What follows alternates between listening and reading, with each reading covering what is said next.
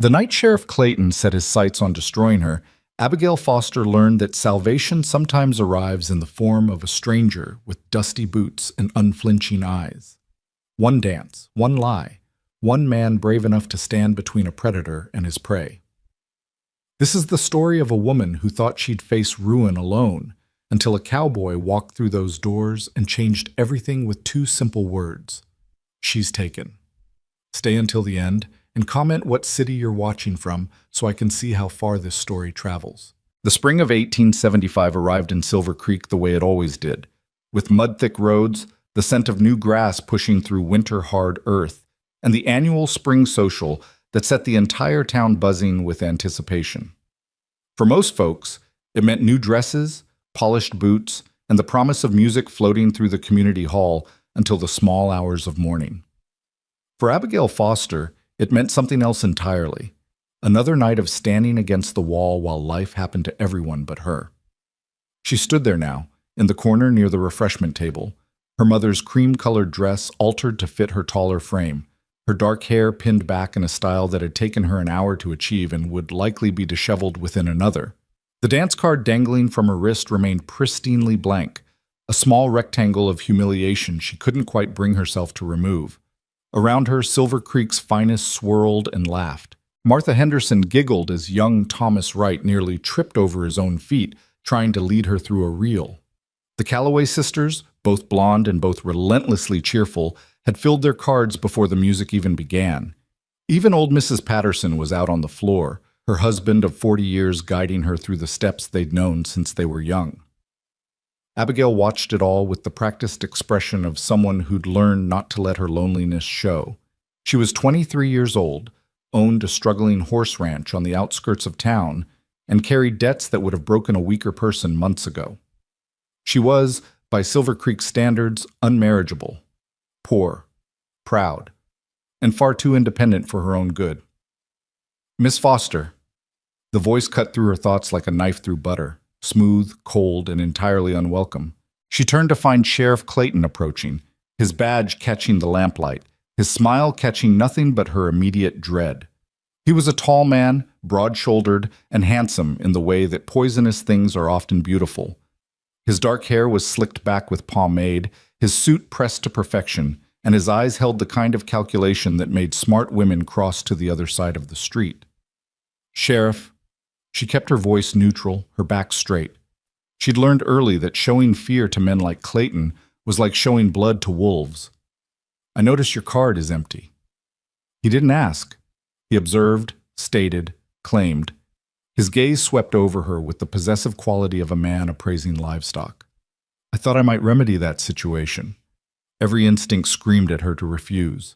Clayton had been circling her property for months, making comments about how difficult it must be for a woman alone to manage such a large ranch, offering to help in ways that always seemed to benefit him more than her.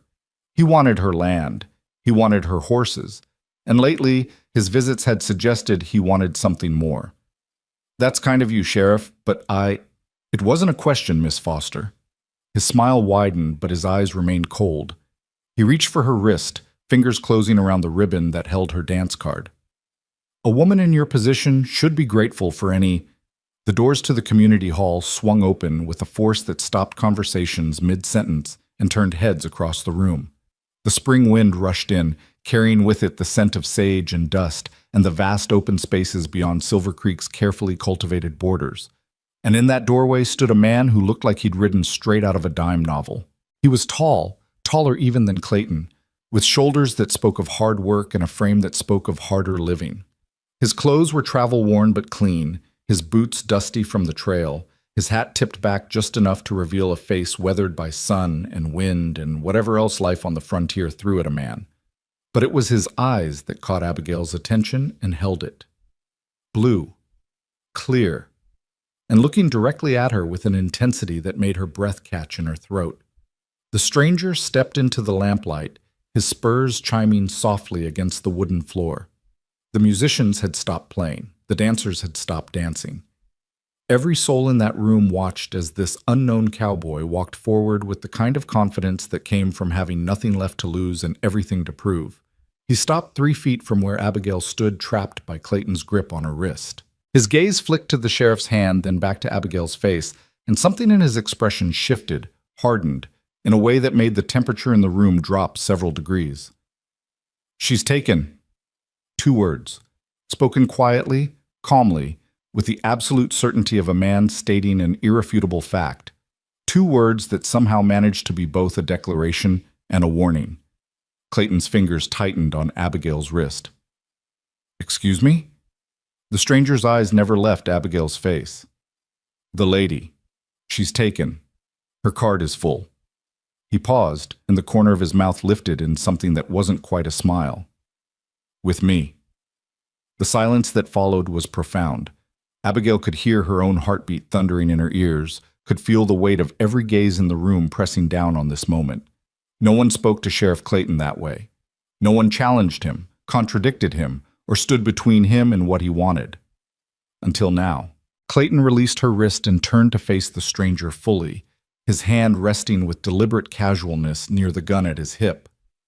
"And who exactly are you?" "Frank Walker." The stranger, Frank, extended his hand not to Clayton, but to Abigail. "Old friend of the family. I was sorry to hear about your father, Miss Foster. He was a good man." Abigail's mind raced.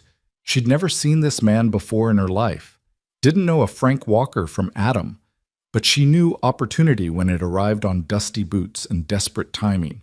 She knew that Clayton's fingers had left marks on her wrist that would purple by morning, and she knew, with sudden crystalline clarity, that whatever game this stranger was playing, it was a better bet than the one Clayton had in mind.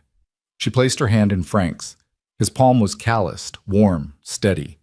"Mr. Walker, what a surprise!" Her voice came out stronger than she expected. "I didn't know you were in town." "Just arrived." His fingers closed gently around hers. Nothing like Clayton's grip, everything like a lifeline. "Heard about the social and thought I'd pay my respects.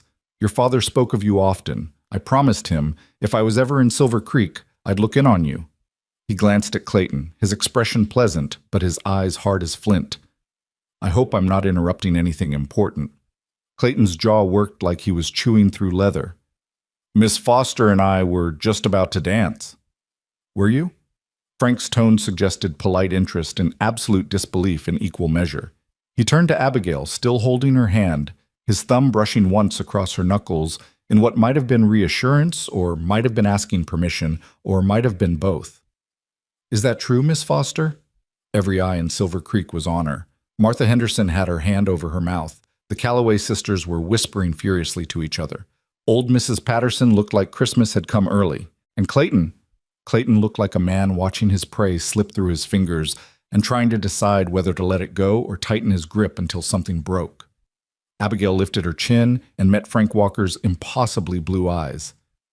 "Actually, Mr. Walker, I believe I promised you the first dance, and the second, and—" She paused, feeling reckless, feeling free, feeling like maybe this one time she could choose her own path instead of having it chosen for her. "And possibly the rest of the evening." The smile that broke across Frank's face was like sunrise, slow, warm, and transforming. "Then I'm the luckiest man in the territory." He offered her his arm. She took it, feeling the solid strength of him beneath the worn fabric of his shirt. Together they walked past Clayton, past the gaping townspeople, past every expectation and assumption that had ever been made about lonely Abigail Foster and her blank dance card. Behind them, Clayton's voice was low and dangerous. "I'll want to have a word with you later, Walker, about your business in Silver Creek." Frank didn't turn around, but his voice carried clearly across the room. "I'll be at the Foster Ranch. You know where to find me." Then they were in the center of the floor, and the musicians, bless them, were striking up a waltz, and Frank's hand was settling at her waist with a respect that Clayton had never shown, and Abigail was moving through the steps her mother had taught her years ago, and for the first time in longer than she could remember, she wasn't standing alone against the wall watching life happen to other people. "You're going to have to tell me," she whispered as they turned, "why you just lied to an entire room full of people and made an enemy of the most dangerous man in the county." Frank's hand tightened slightly at her waist, steadying her through a turn. "I'll tell you, but first, are you all right? Did he hurt you?" The question surprised her. Most men in Silver Creek didn't ask if she was all right. They told her she would be, if she'd just do what they said, marry who they suggested, sell what they wanted to buy. My wrist will bruise, but I've had worse. Something flickered in his eyes. Anger, she thought, but not at her. You shouldn't have to have worse, any of it. It's been a difficult year. She didn't know why she was telling him this. Maybe because he was a stranger and strangers couldn't judge what they didn't know. Maybe because his hand at her waist felt safe, in a way nothing had felt safe since her father died. Since my father passed, the debts have been substantial, and certain people have been very interested in helping me resolve them, by helping themselves to your land. Yes, she met his gaze directly. So I'll ask again, Mr. Walker, why did you lie for me?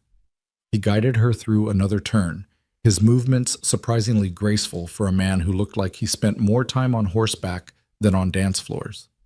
When he spoke, his voice was quiet enough that only she could hear. Because I've been that man before. The one watching a predator circle someone who doesn't deserve what's coming. And because I was taught that when you see someone cornered, you don't walk past. You step in. Even for a stranger? Especially for a stranger. The music swelled around them. Across the room, Clayton stood with his arms crossed, watching them with eyes that promised consequences. But Frank didn't look at him. He looked at Abigail, and his expression was serious, honest, and utterly without guile. I didn't know your father, Miss Foster. That was a lie. But I'd tell it again, right now, without hesitation, if it meant keeping a wolf from cornering a lady who deserves better. Her throat tightened. You don't know me either. You don't know if I deserve anything. I know you're standing in the middle of a dance floor talking to a stranger about debts and predators when you should be thinking about nothing heavier than music. He smiled, and it was the saddest, warmest smile she'd ever seen. I know your wrist is going to bruise from where he grabbed you. I know every person in this room watched you stand alone for probably an hour before I walked in. And I know that when I gave you a choice, to go along with my lie or call me out on it, you chose the risk of trusting a stranger over the certainty of whatever Clayton had planned. The waltz was ending. Another would begin soon. Abigail could feel the weight of 100 conversations that would happen tomorrow. 100 speculations about the mysterious Frank Walker and his connection to the Foster family. She should care about that, should worry about her reputation, her standing, the whispers that would follow. But standing here in the lamplight, with this stranger's hand steady at her waist, and his eyes holding secrets she suddenly wanted to know, she found she couldn't make herself care about any of it. The rest of the evening, she said softly, I told Clayton you had my card for the rest of the evening. You did. Frank's thumb brushed her waist through the fabric of her dress, a touch so light she might have imagined it. Are you sure? Because I can walk out that door right now if you'd rather not be tied to whatever trouble I just caused. She should let him go, should thank him for the rescue and send him on his way before Clayton's suspicions turned into something more dangerous. Should protect what little she had left instead of risking it on a blue-eyed stranger who'd walked into her life with lies and promises he might not keep. Should. Abigail Foster had spent the last year doing what she should, being sensible, being careful, being alone. I'm sure, she said, and felt something inside her chest, something that had been locked tight since the day they'd buried her father, crack open just a little. Dance with me, Mr. Walker, at least until the music stops. His smile was answer enough. Frank, and I'll dance with you as long as you'll have me, Miss Foster. Abigail. The name felt like a gift, offered freely. If we're going to scandalize the town together, we might as well be on a first-name basis. The music started again. A reel this time, faster and more complicated than the waltz. Around them, other couples joined the floor, their movements creating patterns of color and motion. But Abigail barely noticed. She was too busy learning the rhythm of dancing with someone who moved like he was born. Understanding how to lead without controlling, how to guide without forcing, how to make a partner feel safe, even in the middle of chaos. They danced through the reel, then a Scottish, then another waltz. Between dances, Frank fetched her punch and positioned himself between her and Clayton's glowering presence near the door. They talked. About nothing, about everything. About the weather and the trail and whether she preferred horses to cattle. Horses, always horses, was her answer, and his grin suggested he'd known it before he asked. "Where are you from?" she asked during a pause in the music, breathless from dancing and something else she couldn't quite name. "Everywhere." He handed her a cup of punch, his fingers careful not to touch the bruises forming on her wrist. "Nowhere. I've been working ranches since I was 14, cattle drives mostly. Worked my way from Texas to Montana and back again. And you just happened to be passing through Silver Creek on the night of our social?" His eyes crinkled at the corners. "I heard there might be good horses in the area. Heard the Foster Ranch had some of the finest stock in the territory." He paused. "Heard the owner might be in need of a good hand if she was hiring." Abigail's breath caught. "That's what this is? You're looking for work?" "I'm looking for a lot of things." His voice dropped, became something more serious, more real. "But yes, I heard Silver Creek had a horse ranch run by a woman who knew her business, who'd learned from one of the best trainers in the West, who was trying to keep her father's legacy alive despite some powerful people wanting to see her fail." He met her gaze directly. "I heard she might need help, and I needed a reason to stop moving for a while." "Who told you all that?" "Bar in Cheyenne. Cowboys talk. Your father's reputation reached farther than you might think." She wanted to believe him, wanted to trust that this stranger with his easy smile and his protective instincts and his impeccable timing was exactly what he seemed. A drifter looking for honest work who'd happened to arrive at the exact moment she needed someone to stand between her and disaster. But Abigail Foster hadn't survived the last year by being naive. "And the part where you claimed to be an old family friend, where you said my father spoke of me often." Frank had the grace to look slightly abashed. "Pure invention. I'm sorry for that. But when I walked in and saw Clayton putting his hands on you, saw the look on your face." He shook his head. "I didn't stop to think of a better story. I just knew I needed to give you a way out that wouldn't make you look desperate or make him look rejected. Family friend was the first thing that came to mind." It was a good lie. She sipped her punch, studying him over the rim of the cup. "Quick thinking, but it's going to cause problems. Clayton will check. He'll ask around, try to verify your story." "Let him." Frank's expression hardened. "I've got nothing to hide. And if he wants to come after me for helping a lady in distress, that says more about him than it does about me." The music was winding down. Through the windows, Abigail could see the night sky scattered with stars, could see the dark shapes of horses and wagons waiting to carry people home. The social was ending. Real life was waiting. "I should go," she said, but didn't move. "I'll walk you to your wagon." It wasn't a question, but it wasn't a command either. Just an offer, made simply, that she could accept or refuse as she chose.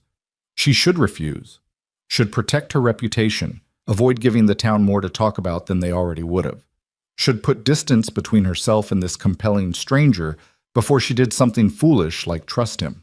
But Clayton was still watching from across the room, his eyes promising consequences, and the thought of walking out into the dark alone with him somewhere behind her made Abigail's skin crawl. "All right," she set down her cup. "Thank you." They collected her shawl, a thin thing that had been her mother's, worn soft with age and memories. Frank draped it over her shoulders with the kind of care usually reserved for something infinitely more precious. Together they walked out into the spring night, leaving behind the warm glow of the community hall and the weight of 100 speculating stares. Outside, the air was cool and clean, washed with the scent of prairie grass and distant pine. Abigail's wagon waited where she'd left it, her horse, a reliable bay mare named Duchess, dozing in the traces. The street was filling with people saying their goodbyes, laughing about the evening's events, making plans for the week ahead. And watching them from the steps of the community hall, his expression unreadable in the lamplight spilling from the doorway, stood Sheriff Clayton. Frank's hand settled at the small of her back, not pushing, just present, a reminder that she wasn't alone. "Ignore him. He's trying to intimidate you." "It's working." She managed a smile, trying to lighten the moment. "I'm thoroughly intimidated."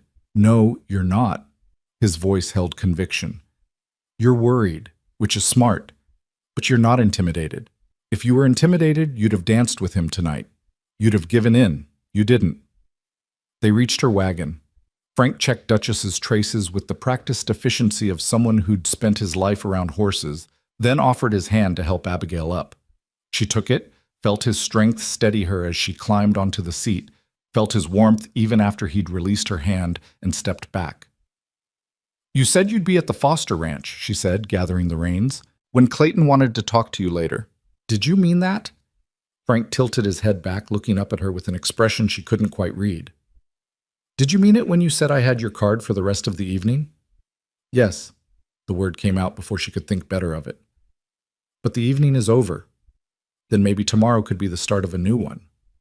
He rested his hand on the side of the wagon, casual, like he belonged there, like this moment was as natural as breathing. "I wasn't lying about looking for work, Abigail. If you're hiring, I'd like to be considered. And if you're not hiring—" He paused, his expression turning serious. "Clayton's not going to let tonight go. He's going to come after you, try to make you pay for the embarrassment. You shouldn't face that alone." Every practical bone in her body screamed that this was a terrible idea. She didn't know this man, didn't know if his story was true or invented, didn't know if his intentions were honorable or if he was just another vulture circling her struggling ranch with his own agenda. But she knew how her wrist ached where Clayton had grabbed her, knew how it felt to stand alone in a crowded room with nowhere to turn and no one to trust, knew that sometimes salvation came in unexpected packages, and sometimes you had to take a leap of faith or drown in the staying still. "Dawn," she said, making the decision even as doubt whispered warnings. "If you're serious about work, come at dawn. We'll talk then." His smile was slow and real, reaching all the way to those impossibly blue eyes. "Dawn it is." He stepped back from the wagon, touched the brim of his hat. "Get home safe, Abigail Foster, and lock your doors tonight." "Because of Clayton?" "Because the world's full of wolves." His expression turned grim. "And not all of them wear badges." She flicked the reins, and Duchess started forward, pulling the wagon away from the community hall and the lamplight, and the man with the blue eyes who'd called her, taken when she'd been anything but. As they rolled down the main street toward the road that led home, Abigail glanced back once. Frank Walker stood where she'd left him, a dark silhouette against the lights of town, watching her go. And on the steps of the community hall, also watching, stood Sheriff Clayton. The ride home was 3 miles of darkness and stars and thoughts that tumbled over each other like creek water over stones. Abigail's ranch sat on good land north of town, with grazing that stayed green longer than most, and water rights that her father had fought to secure. The house was simple but solid. 2 stories, built from lumber hauled all the way from Denver, with a porch that wrapped around 3 sides and a view that stretched for miles. It had been her father's pride. Now it was her burden. She stabled Duchess, checking the mare's feed and water with the automatic movements of someone who'd done these tasks 1,000 times. The barn was quiet, populated by the 6 horses she'd managed to keep after selling off stock to pay debts. 6 horses where there used to be 30. 6 animals that represented everything she had left. In the house, she lit a lamp and stood in the kitchen. Her mother had loved, looking at the stack of papers on the table that represented her father's legacy, debts, liens, notices from the bank. Sheriff Clayton had offered to help with those debts, offered to marry her, take over the ranch, solve all her problems. All she had to do was give up everything her father had built and make herself property of a man who looked at her like she was already his. "No," the word echoed in the empty kitchen. "Not while I'm still breathing." She touched her wrist where the bruises were darkening, then touched her waist where Frank Walker's hand had rested during their dance, respectful, steady, asking nothing, offering everything. One dance, one lie. One stranger who'd stepped between her and disaster without knowing her name. And tomorrow, at dawn, he'd be back. Abigail climbed the stairs to her bedroom, shed her mother's cream-colored dress, and fell into bed with her mind spinning and her heart racing, and something that felt dangerously close to hope taking root beneath her ribs. Outside her window, the prairie stretched vast and dark beneath a sky full of stars. Somewhere out there, Frank Walker was bedding down for the night, probably in the livery stable or under the stars themselves. And somewhere closer, Sheriff Clayton was making plans that certainly didn't include letting this evening's humiliation go unanswered. But for the first time since her father's death, for the first time in longer than she could remember, Abigail Foster fell asleep not with dread coiling in her stomach, but with a spark of anticipation warming her chest. Tomorrow. Dawn. Whatever came next. She'd face it the way she'd faced everything else, standing tall, holding steady, refusing to break. But maybe, just maybe, she wouldn't have to face it alone. Dawn came cold and clear, painting the eastern sky in shades of rose and gold that promised a beautiful day. Abigail had been awake for an hour already, moving through her morning routine with hands that wouldn't stay steady and a mind that wouldn't stop replaying the previous night. She'd changed her dress 3 times before settling on her usual work clothes, a simple cotton blouse and split riding skirt that her father had commissioned for her years ago, back when he'd still been teaching her everything he knew about horses, and hadn't yet been taken by the fever that swept through Silver Creek one brutal winter. She was mucking out the stalls when she heard the sound of hoofbeats on the road. Her heart jumped, then steadied. It was probably Frank Walker arriving as promised, or it was Sheriff Clayton coming to make good on the threat that had lived in his eyes all last night. Either way, standing in a horse stall with a pitchfork wasn't going to change what came next. Abigail set down her tools, brushed straw from her skirt, and walked out into the morning light just as a rider crested the rise that led to her property. Frank Walker sat easy in the saddle on a rangy buckskin gelding that looked like it had covered a lot of hard miles and still had plenty left to give.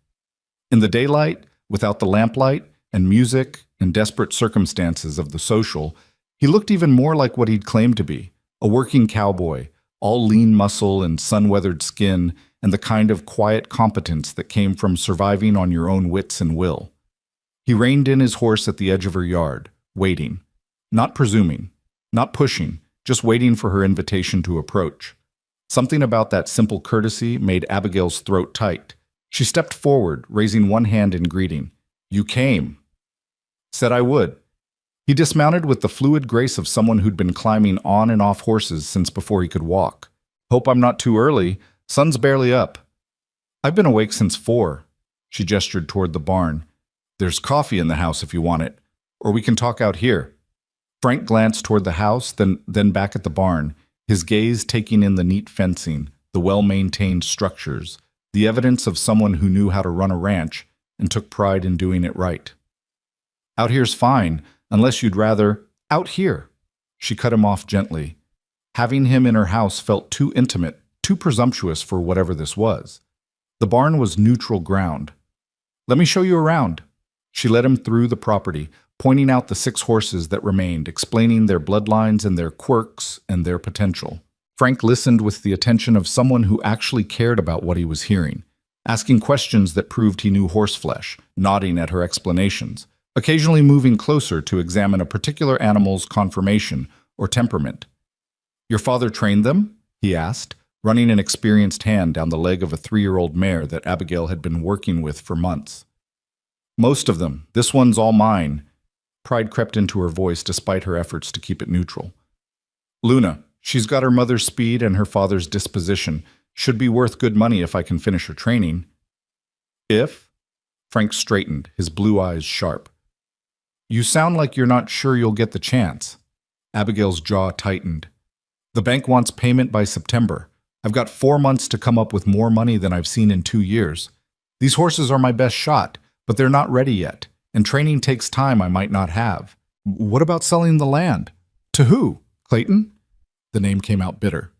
"He's made it clear he's interested, but his offer is half what this place is worth, and it comes with conditions I won't accept." Frank's expression darkened. "Let me guess. Marriage." Among other things. She moved away from Luna, uncomfortable with the turn in conversation. "Look, Mr. Walker." "Frank." "Frank." The name still felt strange on her tongue, too familiar for someone she'd just met. "I appreciate what you did last night, truly. But if you're here because you feel some kind of obligation or because you think I'm some damsel who needs rescuing, you can turn that horse around and ride back to wherever you came from. I've been managing on my own for nearly a year, and I'll keep managing until what?" His voice was quiet but held an edge. Until Clayton finds a legal way to take this place? Until you work yourself into the ground trying to do the work of 3 men alone? Until something happens that you can't handle by yourself and there's no one here to help? That's my business. It became my business the moment I stepped between you and him. Frank moved closer, not crowding but present, demanding her attention. You think Clayton's going to let last night go? You embarrassed him in front of the whole town. Men like that don't forgive. They get even. I know that. Her hands clenched at her sides. Why do you think I've been awake since 4? I know exactly what's coming. I just don't know when. Then let me help.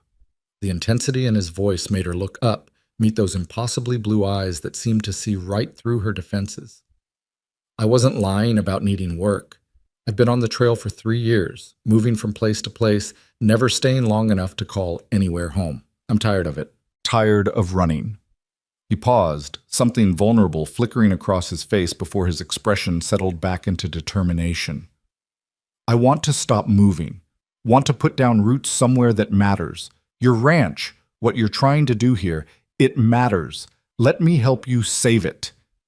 Every instinct of self-preservation screamed at her to refuse. She didn't know this man. Didn't know what he was running from or why he'd really chosen her ranch out of all the places he could have stopped. Didn't know if his offer came from genuine desire to help or from some ulterior motive she couldn't see yet.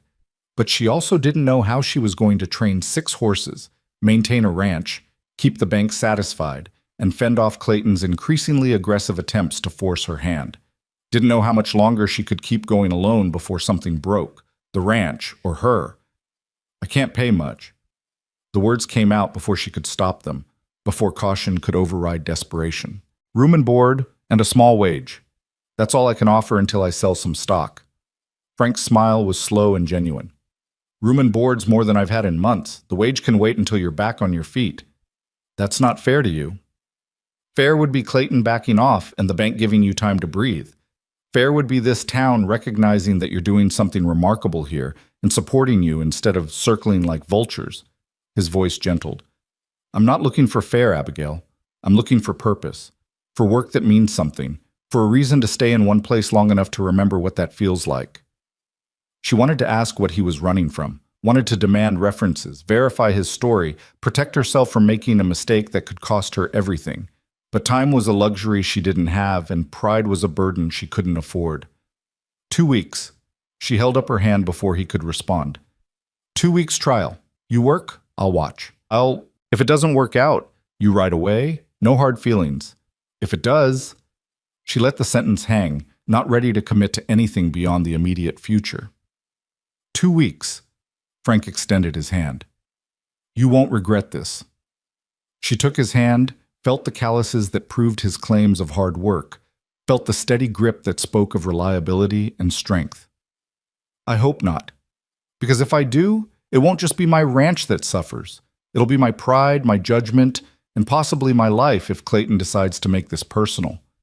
Then we'll make sure he doesn't get the chance. Frank released her hand but held her gaze. Where do you want me to start? They worked through the morning side by side, Frank proving with every action that he knew his way around a ranch. He fixed the gate that had been sticking for weeks, reinforced the fence line in the north pasture, and handled the horses with the kind of easy confidence that came from years of experience. They didn't talk much, just the necessary communication of people working toward a common goal. But the silence was comfortable, companionable, nothing like the heavy solitude that had weighed on Abigail for months.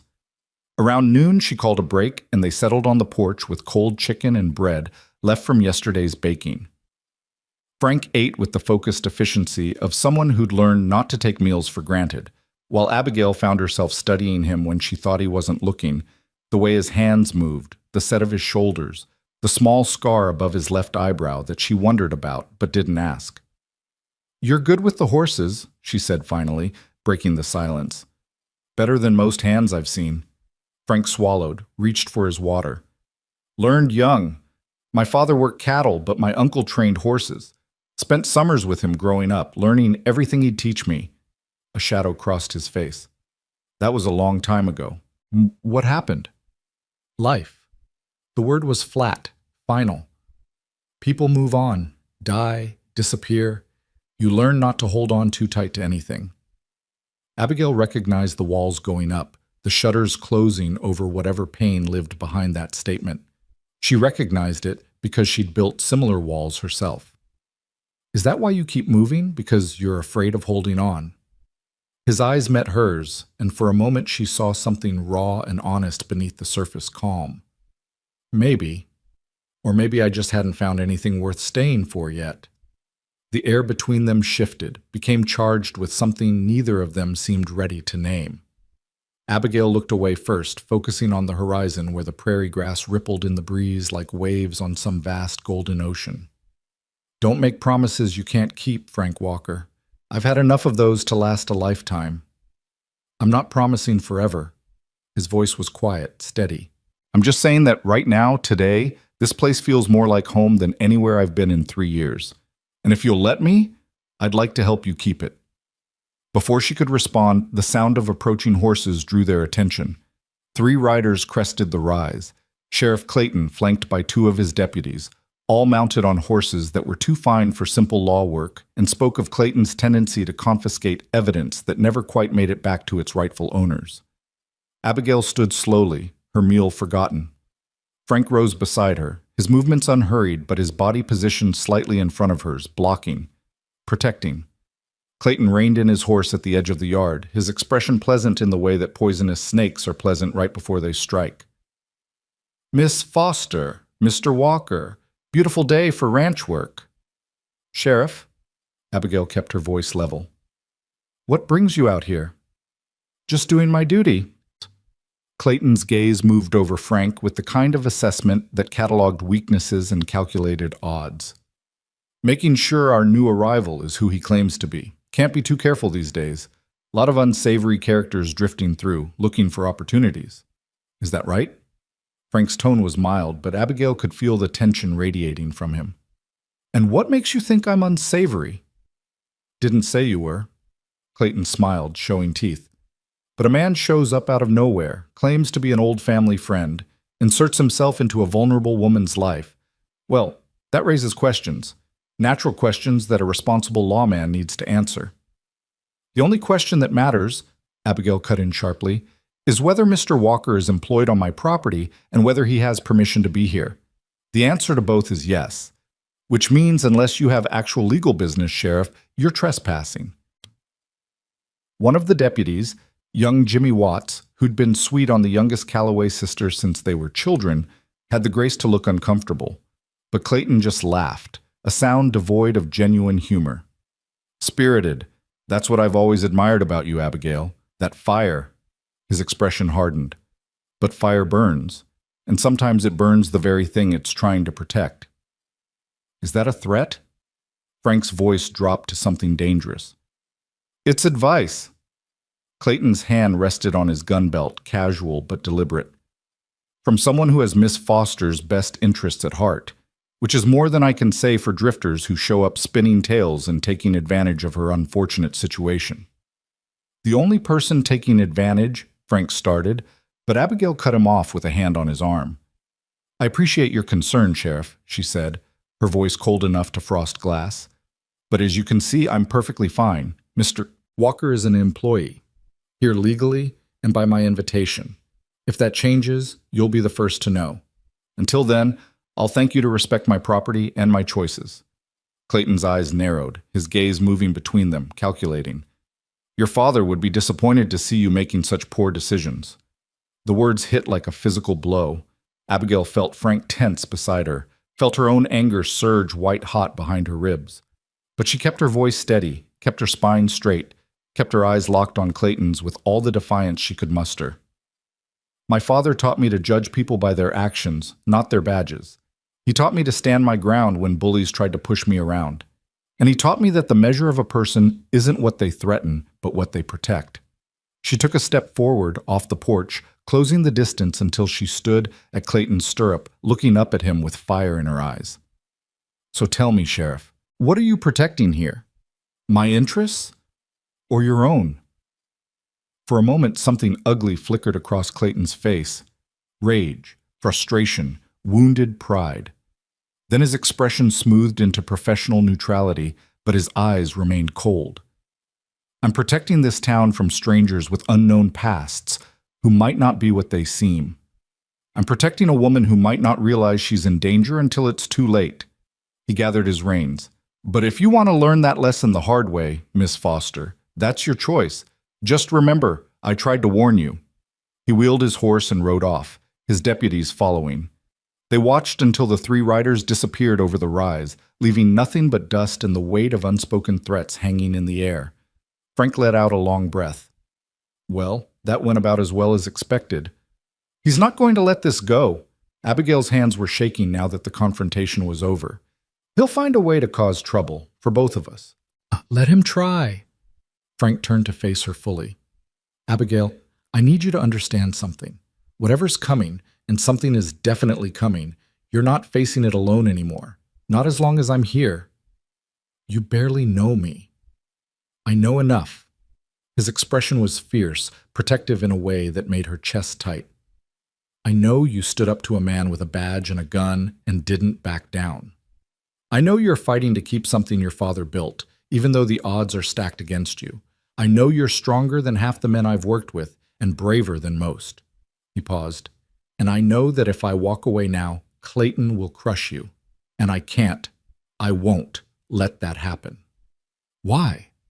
The question burst from her before she could contain it. Why do you care? You don't owe me anything. You could ride out of here today and never look back. Why risk Clayton's anger? Why risk whatever trouble is clearly following you? Why stay? Frank was quiet for a long moment, his gaze distant, seeing something she couldn't. When he finally spoke, his voice was rough with emotion. He didn't try to hide. 3 years ago, I watched a man die because I wasn't brave enough to step in when it mattered. Watched him get beaten by men who thought they were above the law, thought they could do whatever they wanted because they had badges and authority and no one to answer to. His hands clenched at his sides. I was just a ranch hand, young, scared, convinced that getting involved would only make things worse. So I stood there, did nothing, and he died. Abigail's breath caught. Frank, I've been running ever since, moving from place to place, never staying long enough to get attached, never letting myself care enough to be vulnerable again. Because caring meant risk. And risk meant possibly failing again, possibly standing by while something terrible happened because I was too afraid to act. He met her eyes, and she saw the weight of guilt and regret and determination burning there. Last night, when I walked into that hall and saw Clayton putting his hands on you, saw the fear in your eyes, I knew I had a choice. I could walk past, keep running, stay safe, or I could step in, risk everything, and maybe, finally, do the right thing. You did do the right thing. I did what I should have done 3 years ago. His voice softened. And standing here now, working beside you, feeling like maybe I'm finally part of something that matters. It's not about obligation, Abigail. It's about redemption. It's about proving to myself that I'm not the coward who stood by and did nothing. It's about finding a place worth fighting for and a person worth protecting and saying, enough. No more running, no more hiding, just standing firm and facing whatever comes. The silence that followed was profound. Abigail felt tears prick her eyes. For his pain, for his courage, for the terrible honesty of his confession.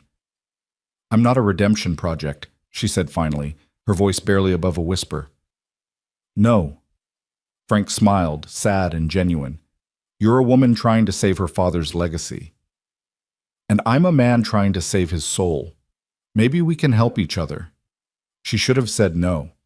Should have recognized the danger in tying her fate to someone running from demons she didn't understand. Should have protected herself, her ranch, her heart from the risk of trusting someone who'd already admitted to being broken. But standing there in the afternoon sun, with Clayton's threats still ringing in her ears and Frank's confession still echoing in her heart, Abigail made a different choice. All right, she said, then let's save them both. The rest of the day passed in purposeful work. They moved through tasks with the efficiency of people who'd found a rhythm, anticipating each other's needs, communicating with gestures and glances more than words. By the time the sun started its descent toward the western horizon, they'd accomplished more than Abigail had managed alone in a week. You should stay for dinner, she said, as Frank prepared to ride back to town. The words came out awkward, uncertain. It's not much, just stew and bread, but it's the least I can offer after everything you did today. Frank hesitated, clearly torn between acceptance and propriety. I don't want to compromise your reputation. My reputation was compromised the moment you claimed me at that dance. She managed a tired smile. Besides, we're business partners now. Employer and employee, nothing improper about a working meal. They both knew it was more than that. Knew that whatever was growing between them wasn't simple or safe or easily defined.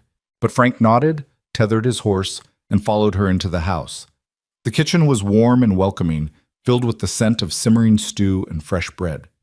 Abigail moved through the space with practiced ease, setting out bowls and spoons, pouring water, trying not to notice how Frank's presence filled the room in a way that had nothing to do with his physical size and everything to do with the way he made her feel, seen, valued, protected.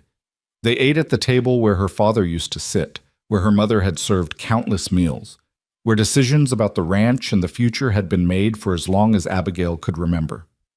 It should have felt strange having Frank Walker there, this near stranger who'd inserted himself into her life with lies and promises, but instead it felt right in a way that terrified her.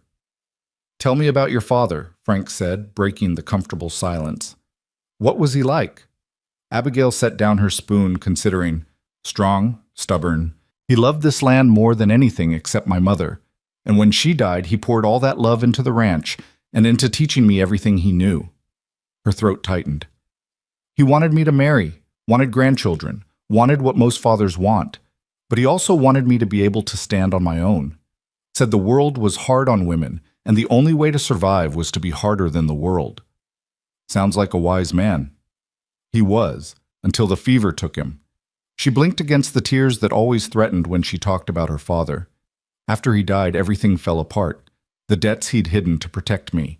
The enemies he'd made standing up for what was right. The vultures who saw his death as an opportunity. Her hands clenched around her spoon. Clayton started circling before my father was even cold in the ground. Frank reached across the table, his hand covering hers.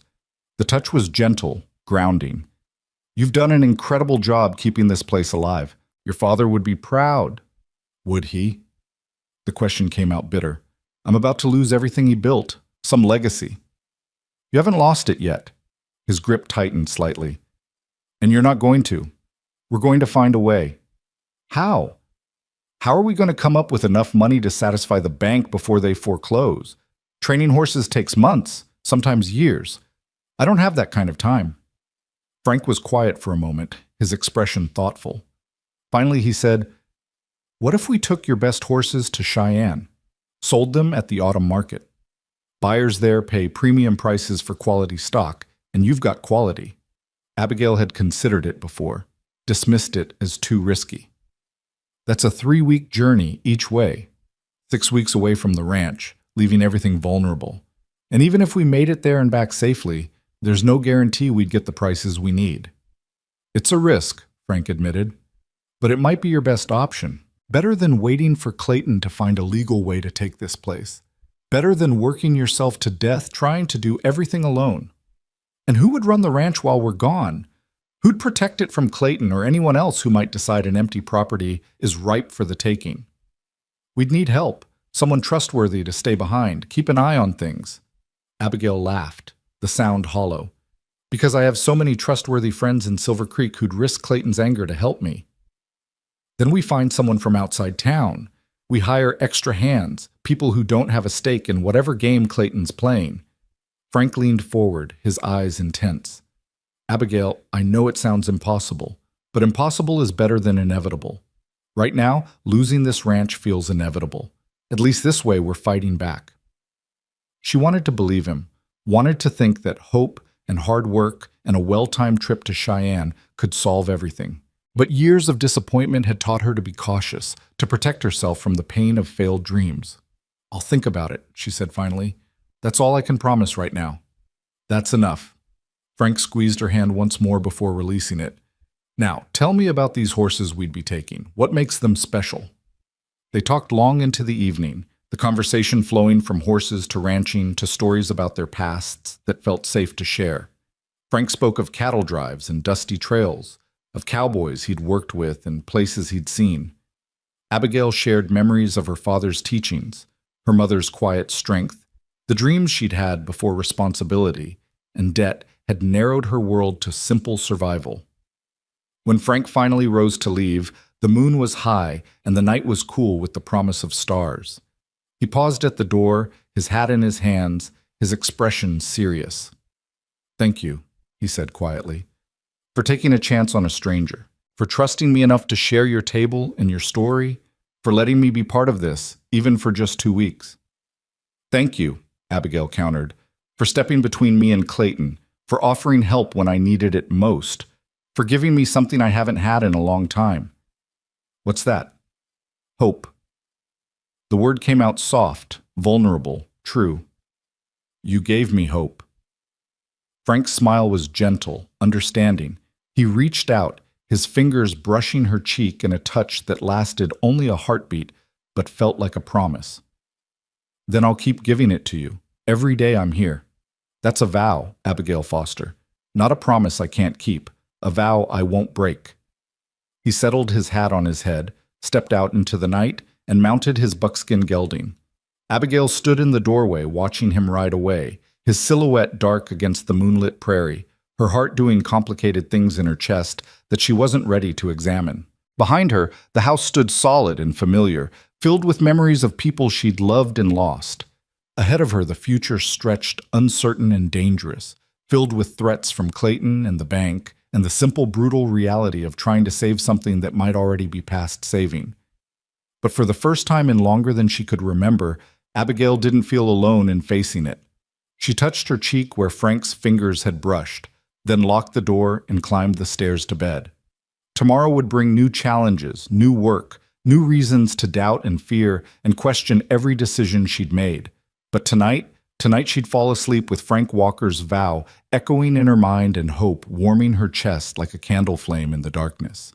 Small, flickering, fragile, but burning nonetheless. The days that followed settled into a rhythm that felt almost normal. If normal could include the constant awareness of Sheriff Clayton's scrutiny and the weight of an impossible deadline hanging over everything they did. Frank arrived each morning as the sun crested the horizon, his buckskin gelding picking its way up the road with the ease of familiarity, and he worked beside Abigail until darkness made continuing dangerous. They fixed fences that had sagged under winter's weight, cleared the irrigation ditches that fed the southern pastures, and spent long hours in the corral working with the horses that represented Abigail's last hope of salvation. It was during these sessions that Abigail began to truly understand what Frank brought to her ranch beyond simple labor. He had a gift with horses that went beyond training into something closer to communication. She watched him work with Luna, the 3-year-old mare she'd been struggling to saddle break for months, and saw the young horse respond to him with a trust she'd never shown Abigail. Frank moved slowly, spoke softly, never forced or rushed, and somehow convinced Luna that the saddle wasn't a threat, but an invitation to partnership. "How do you do that?" Abigail asked on the 5th morning, leaning against the corral fence as Frank guided Luna through her paces, the mare finally accepting the weight of a rider without the panic that had marked every previous attempt. Frank glanced over, his hands steady on the reins, his seat relaxed in the saddle. "Do what?" "Make it look easy. I've been working with her for 3 months, and she's never been this calm." He brought Luna to a halt, patted her neck with obvious affection. "You were trying to break her will. I'm trying to earn her trust. There's a difference." He dismounted, ran his hand down Luna's shoulder. "Horses are like people. You can force them to do what you want through fear and dominance. Or you can show them that cooperation benefits everyone. One method is faster. The other builds something that lasts." Abigail climbed over the fence, approaching Luna slowly. The mare's ears swiveled toward her, but didn't pin back in warning. "Progress. My father used to say something similar. He said the best horses were partners, not tools." "Your father was right." Frank handed her the reins. "Try her now. But remember, you're not fighting her. You're dancing with her." The next hour was a revelation. With Frank's guidance, Abigail discovered that Luna's resistance hadn't been stubbornness but fear. and that fear dissolved when approached with patience instead of frustration. By the time they finished, both woman and horse were tired but triumphant, and Abigail felt something shift inside her chest, a loosening of the knot of anxiety that had lived there since her father's death, a glimpse of possibility where there'd been only dread. "Thank you," she said as they led Luna back to her stall. "Not just for this, but for everything. For staying. For helping. For—" She hesitated, then forced the words out. "For not making me feel foolish for needing help." Frank stopped walking, turned to face her fully. Dust motes danced in the shaft of sunlight that fell through the barn's open door, and his eyes were impossibly blue in the golden light. "Asking for help isn't weakness, Abigail. It's wisdom. It's knowing that some loads are too heavy to carry alone, and that there's no shame in sharing the weight." His voice dropped, became something more intimate. "And for what it's worth, you've helped me too. Given me a reason to stop running. A place that feels like it could become home if I let it." The air between them grew charged with awareness, with possibility, with all the things they hadn't said but both felt growing stronger. Each day they worked side by side. Abigail's heart hammered against her ribs, and she found herself leaning slightly toward him, drawn by something she couldn't name and wasn't sure she wanted to resist. Then Luna snorted, breaking the moment, and they both laughed, awkward, relieved, still circling whatever was building between them, but not yet ready to name it aloud. The spell was broken further by the sound of hoofbeats approaching fast. Frank's expression shifted instantly from warm to wary, his body positioning itself between Abigail and the barn door. But the rider who appeared wasn't Clayton or his deputies. It was Tommy Chen, the 16-year-old son of Silver Creek's doctor, his young face flushed with exertion and excitement. "Miss Foster!" He reined in his horse so abruptly the animal nearly sat back on its haunches. "Miss Foster, you need to come quick. There's trouble in town." Abigail's stomach dropped. "What kind of trouble?" "Sheriff Clayton arrested Sam Miller on horse theft charges.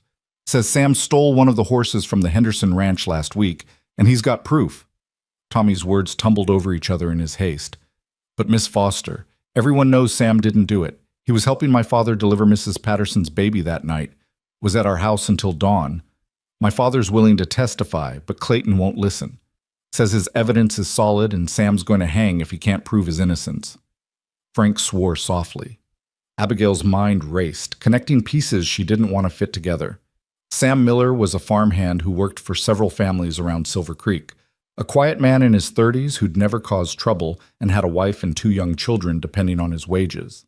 He was also one of the few people in town who'd spoken kindly to Abigail after her father's death, who'd helped her with heavy work when he had time and never asked for more than fair payment. "What's the evidence?" Frank asked, his voice tight with controlled anger. "A witness says they saw Sam near the Henderson place that night, and Clayton says he found stolen tack in Sam's barn with Henderson's mark on it." Tommy looked between them, his young face troubled. "But, Miss Foster, Sam's barn door doesn't even lock. Anyone could have put that tack there. And the witness? It's Jake Morrison, and everyone knows Jake owes Clayton money and would say whatever Clayton wanted him to say." "This is about me." The words came out flat, certain. Abigail looked at Frank, saw the same realization in his eyes.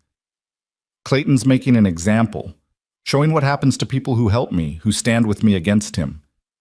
Frank's jaw clenched. "He's using the law as a weapon. That's what men like him do." Abigail was already moving, heading for the barn to saddle Duchess. "Tommy, ride ahead and tell your father we're coming. Tell him not to let anyone move Sam until we get there." "Yes, ma'am." The boy wheeled his horse and took off at a gallop, leaving dust and urgency in his wake. Frank caught Abigail's arm as she reached for her saddle. This could be a trap. Clayton might be expecting exactly this. You riding into town, getting involved, giving him an excuse to come after you next. "I know." She pulled free gently but firmly. "But Sam helped me when he didn't have to. His children played with me when I was young and he was just starting out. I can't let him hang for a crime he didn't commit just because helping me made him a target." "Then we both go." Frank was already saddling his buckskin. "And we're careful. No confrontations, no accusations we can't prove. We play this smart." They rode hard toward Silver Creek, the afternoon sun beating down on their backs, both of them silent with their own thoughts. Abigail's mind churned through possibilities, searching for a way to help Sam that wouldn't make things worse. Clayton held all the power in this situation, the badge, the authority, the willingness to bend the law to suit his purposes. What did she have? Nothing but the truth. And truth had a way of mattering less than people wanted to believe when power and politics were involved. Silver Creek appeared on the horizon, its buildings sharp against the pale sky. They slowed their horses as they entered the main street, drawing curious stares from townspeople who'd clearly heard about Sam's arrest and were lingering to see what would happen next. The sheriff's office sat at the far end of the street, its windows reflecting the afternoon light like closed eyes. Dr. Chen met them on the wooden sidewalk outside, his weathered face drawn with worry. He was a small man, older than Abigail's father would have been, with the gentle hands of a healer and the tired eyes of someone who'd seen too much suffering. "Miss Foster, Mr. Walker, thank you for coming. How is Sam?" Abigail dismounted, tying Duchess to the hitching post. "Scared. His wife is inside with him now, but Clayton's only giving her a few minutes." Dr. Chen glanced at the office door. "I've told Clayton I'll testify that Sam was with me that night, but he says witness testimony isn't enough to override physical evidence and an eyewitness account. The evidence he conveniently found and the witness who conveniently owes him favors." Frank's voice was cold. "That's not justice. That's corruption." "Careful, Mr. Walker." Dr. Chen's tone held warning. "Clayton has friends on the territorial judge's circuit. Speaking against him without proof won't help Sam. It'll just make you the next target." "I'm already a target." Frank looked at Abigail. "We both are. This is just Clayton's way of tightening the noose." The office door opened and Sam's wife emerged, her face streaked with tears, her 2 children clinging to her skirts. She was younger than Abigail, barely 25, with the worn look of someone who'd married for love and found hardship instead. When she saw Abigail, something broke in her expression, hope and desperation tangled together. "Miss Foster, please. Sam didn't do this. You know he didn't. He's a good man, a good father. We can't—" Her voice cracked. "We can't lose him. Please." Abigail took the woman's hands, felt them trembling. "I know, Martha. I know Sam didn't do this, and we're going to prove it." "How?"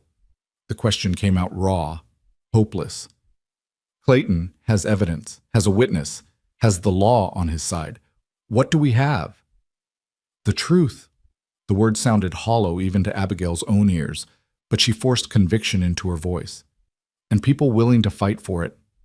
Martha's eyes filled with fresh tears. She squeezed Abigail's hands once, hard, then gathered her children and hurried away, probably heading home to wait for news that might never come or might come in the worst possible form. Frank touched Abigail's shoulder. "We need to see Sam, talk to him, understand exactly what happened."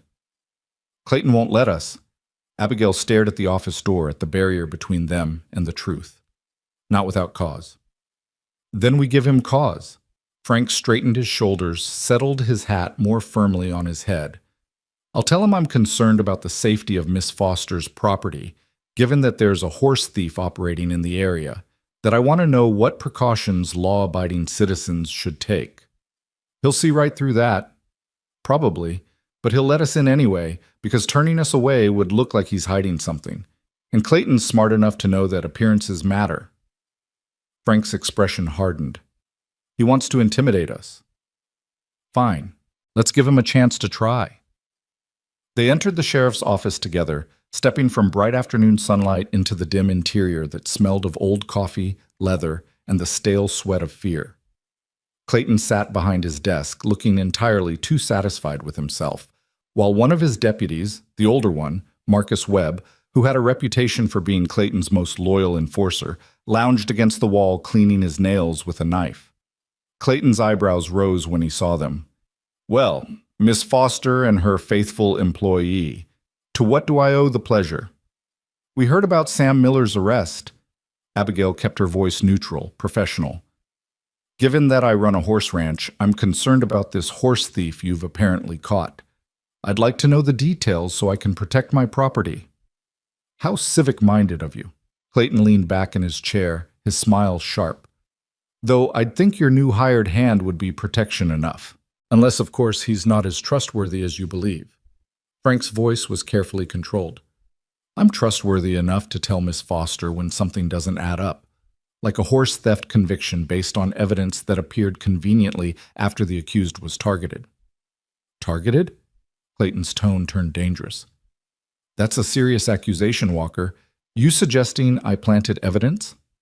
I'm suggesting that evidence needs to be verifiable, that witnesses need to be credible, and that in my experience, when everything lines up too perfectly, it's usually because someone arranged it that way. The tension in the room ratcheted up several notches. Deputy Webb stopped cleaning his nails, his hand moving to rest on his gun. Abigail stepped slightly forward, putting herself between Frank and whatever violence might be brewing. Sheriff, all we're asking is to understand the facts. Sam Miller has worked for half the families in this county. His reputation is solid. If he's guilty, the evidence will prove it fairly. But if there's any chance he's innocent, don't you think he deserves a thorough investigation rather than a rush to judgment? Clayton stood slowly. His height and bulk meant to intimidate. You know what your problem is, Miss Foster? You think being your father's daughter gives you the right to question how I do my job. You think that ranch of yours, that failing, debt-ridden piece of property you're about to lose, somehow makes you important enough to challenge a duly appointed officer of the law. He moved around the desk, each step deliberate. But here's the truth. Your father's dead. His influence died with him. And that ranch? It'll be under new ownership before summer's over. So maybe instead of worrying about horse thieves and investigations, you should worry about your own situation. Is that why you arrested Sam? The words burst from Abigail before caution could stop them. To remind me how powerless I am? To show everyone in Silver Creek what happens to people who help me? I arrested Sam Miller because he's a horse thief. Clayton's voice dropped to something cold and final. And if you continue to interfere with my investigation, I'll have grounds to arrest you for obstruction of justice. Is that what you want? To sit in a cell next to your friend while your precious ranch sits empty and vulnerable? Frank moved then, his body language shifting from controlled to dangerous in an instant. You threaten her again, badge or no badge, and we're going to have a problem that has nothing to do with the law. Webb pushed off the wall, his hand closing around his gun. The air crackled with the potential for violence, for everything to spiral out of control in ways that would help no one and hurt everyone. Enough! Dr. Chen's voice came from the doorway, where he'd apparently been listening. He stepped inside, his presence somehow commanding despite his small stature. Sheriff Clayton, I've known you since you were a boy causing trouble at the schoolhouse, and I've known Sam Miller for 15 years. One of you is lying about what happened that night, and I have a professional obligation to determine which. He held up a leather-bound journal. This is my logbook. It documents every birth, every patient visit, every medical call I've made for the past 20 years. And on the night in question, it clearly shows that Sam Miller was at my home from 10 in the evening until 6 the next morning, assisting with a difficult birth. Mrs. Patterson will confirm it. The midwife will confirm it. Sam's presence is documented and witnessed by multiple credible sources. Clayton's expression flickered just for a moment, with something that might have been uncertainty or might have been calculation. That doesn't explain how Henderson's tack ended up in his barn. No, it doesn't. Dr. Chen's tone was sharp, which suggests someone put it there deliberately, which suggests this isn't a legitimate arrest, but a frame job. And while I respect your authority, Sheriff, I won't stand by and watch an innocent man hang because you have some other agenda. The silence that followed was profound.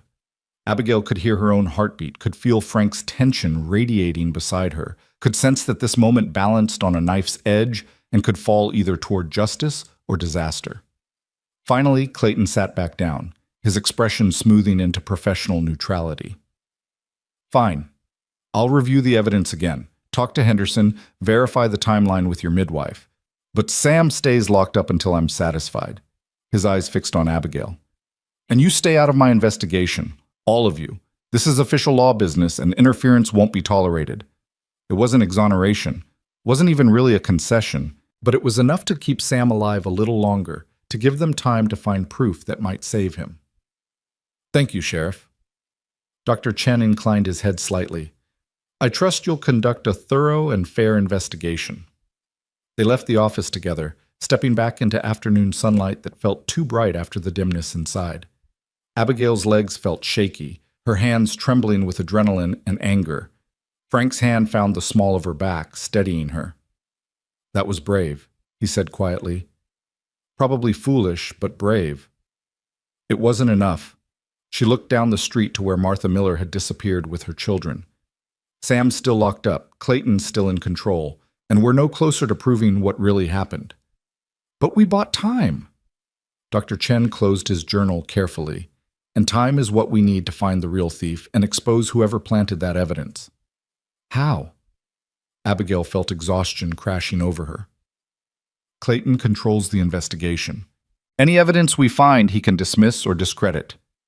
Then we find evidence so compelling, he can't dismiss it."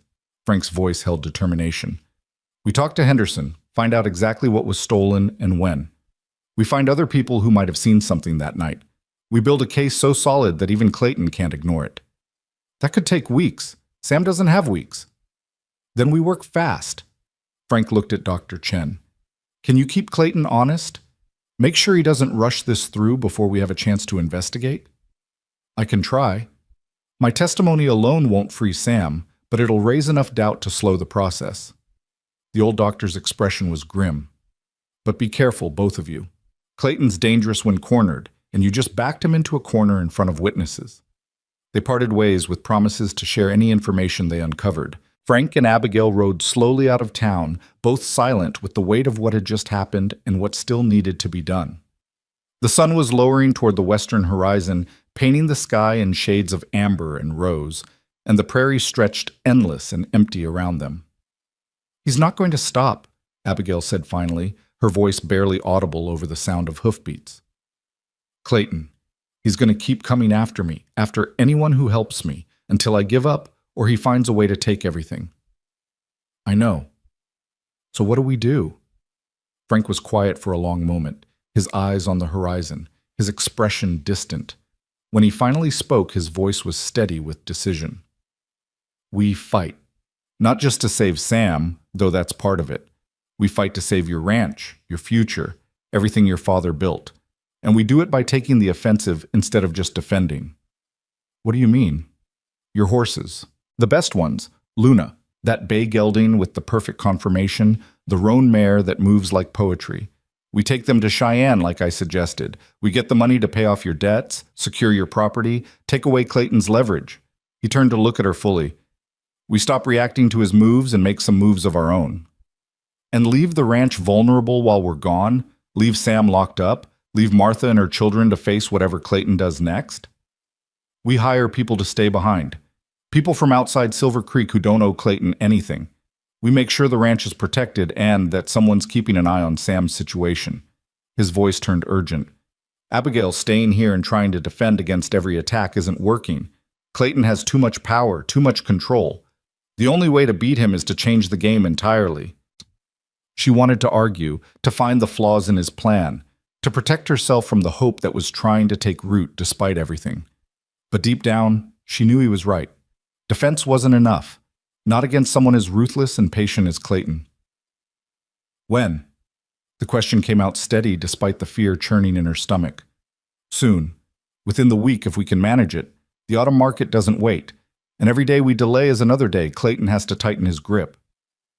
They rode the rest of the way in silence, both lost in their own thoughts. When they reached the ranch, the familiar sight of her father's buildings against the darkening sky made Abigail's throat tight.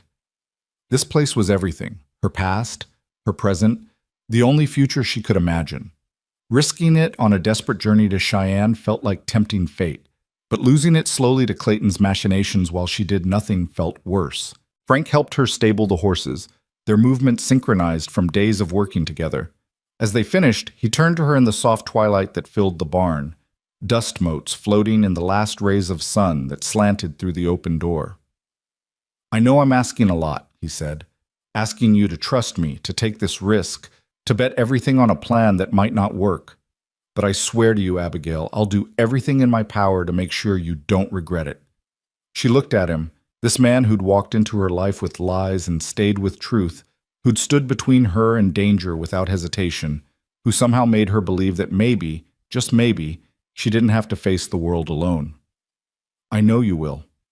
She stepped closer, close enough to see the flecks of gray in his blue eyes, close enough to feel the heat radiating from his body after a long day's work. And that terrifies me more than Clayton ever could. Why? Because trusting you means risking more than just my ranch. It means risking, she faltered, unable to name what she felt growing between them, unable to voice the fear that admitting it would make her too vulnerable. Frank's hand rose slowly, giving her time to move away if she wanted. When she didn't, his fingers brushed her cheek with a gentleness that made her chest ache. I know. I feel it too. This thing between us that's more than employer and employee, more than friends helping each other. Something that could be wonderful or disastrous depending on how we handle it. So how do we handle it? Carefully. His thumb traced the line of her jaw. Honestly, by acknowledging it exists but not letting it cloud our judgment or distract us from what needs to be done. He smiled, sad and warm. And by accepting that sometimes the biggest risk is the one most worth taking. Abigail's breath caught. She should step back, preserve the professional distance that was the only thing keeping her from falling completely for a man who might still disappear as suddenly as he'd arrived. Should protect her heart the way she'd learned to protect everything else, by building walls and refusing to need anyone. But standing there in the golden twilight with Frank's hand warm against her face and his eyes holding promises she wanted desperately to believe, she found she couldn't make herself step away. Instead, she leaned forward and kissed him. It was brief, tentative, nothing like the passionate embraces described in the dime novels Martha sometimes loaned her.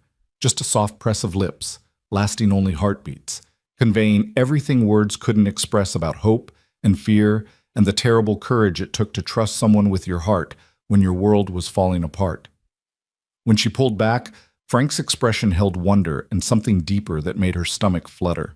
Abigail, don't. She pressed her fingers to his lips, forestalling whatever he might say. Don't make promises. Don't say things we can't take back. Just stay. Help me save this place. And when it's over, when we know if we've won or lost, then we'll figure out what this is between us. He caught her hand, pressed a kiss to her palm that felt like a vow. When we've won. Not if. When. That night, long after Frank had ridden back to town and the ranch was dark and silent, Abigail stood at her bedroom window looking out at the moonlit prairie.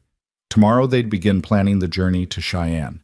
They'd hire the hands they needed, select the horses they'd take, map the route that might save or ruin everything. They'd do all the practical, necessary things that survival demanded.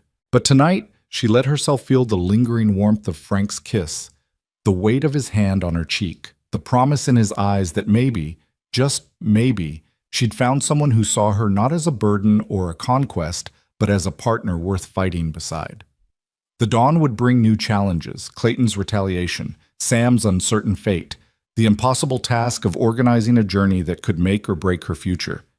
But for now, in the quiet darkness, Abigail Foster allowed herself to feel something she'd thought lost forever. Hope. Real, genuine, terrifying hope. And somewhere in the night, she suspected Frank Walker was feeling exactly the same thing. The preparations for Cheyenne consumed the next 3 days in a blur of activity that left little time for doubt or second-guessing. Frank proved his worth tenfold, riding out to neighboring counties to hire hands willing to stay behind and protect the ranch while they were gone. He returned with 2 men, brothers named Jack and Peter Cordell, who'd worked cattle drives across 3 territories and had reputations solid enough that even their references spoke of them with respect. They were weathered men in their 40s, quiet and competent, and they asked no questions about why a woman would leave her property in the hands of strangers to chase premium prices in Cheyenne. "We've worked for worse causes," Jack said simply when Abigail expressed her gratitude. "And Frank vouches for you. That's enough." They also brought news that made Abigail's blood run cold. Sam Miller's trial had been scheduled for 2 weeks hence, barely enough time for due process, let alone a proper investigation. Clayton was pushing hard, clearly intent on making his example before anyone could build a strong enough defense. Dr. Chen had filed formal protests, had even traveled to the territorial capital to speak with the circuit judge. But bureaucracy moved slow, and Clayton's influence ran deep. We need to move faster, Frank said on the third evening as they finalized their plans. They sat at Abigail's kitchen table, maps spread between them, Luna and 3 other horses selected for the journey. If we leave at first light tomorrow, we can make Cheyenne in under 3 weeks if we push hard. Sell the horses, get back before Sam's trial, use the money to secure your ranch and hire the best lawyer available. That's asking a lot of the horses. Abigail traced the route with her finger, calculating distances and water sources. And of us? I know. But we're out of time for careful plans. Frank's expression was grim. Clayton's moving fast because he knows we're onto him. If we don't act now, we'll lose Sam, and he'll use that momentum to come after you next. Abigail knew he was right, but fear still clawed at her throat.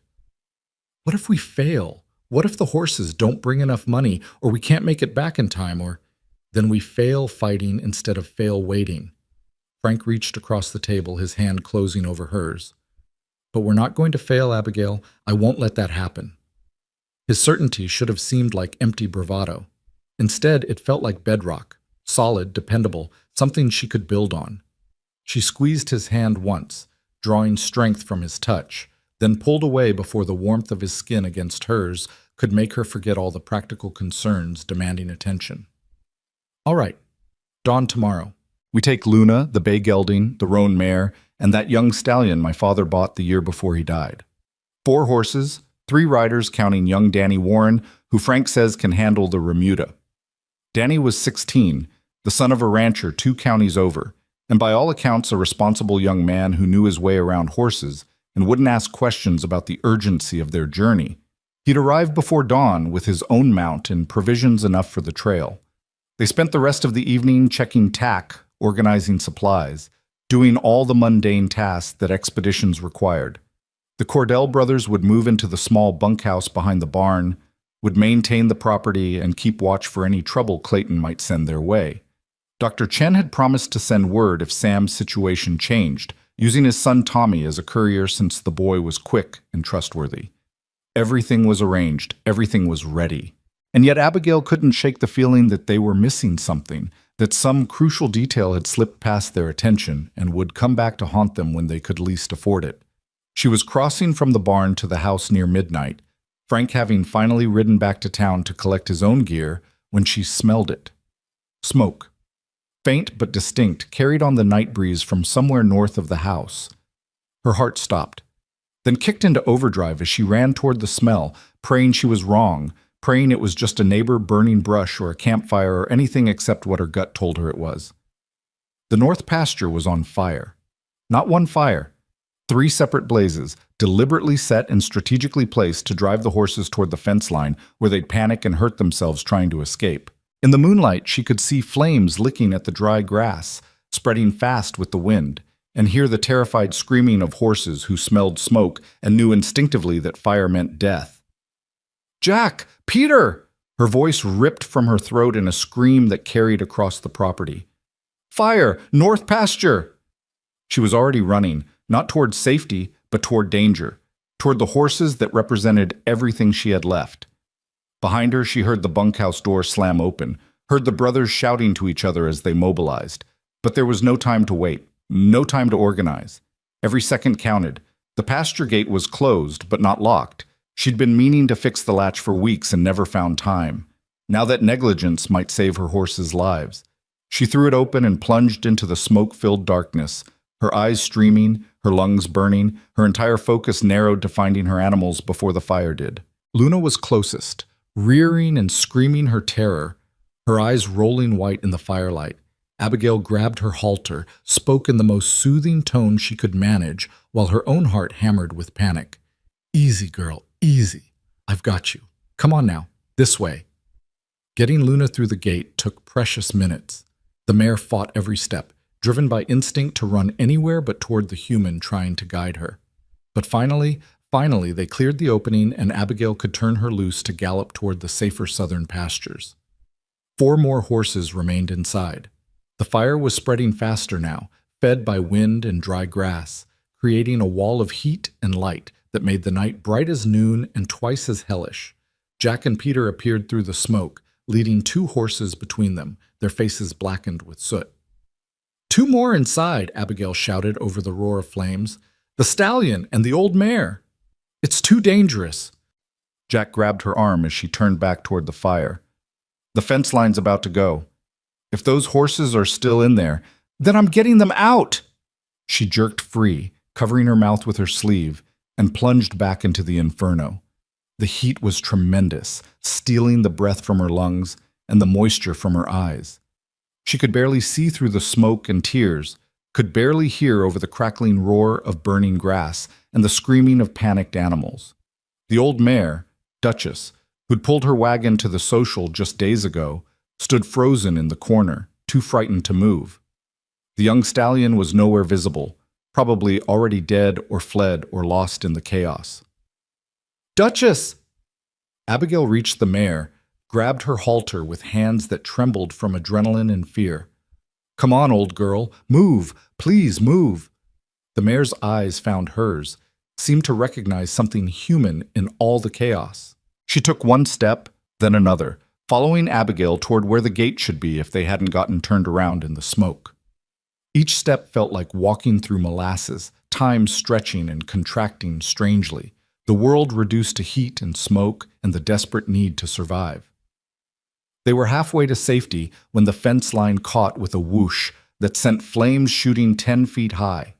The path they'd used to enter was now blocked by a wall of fire that made escape impossible.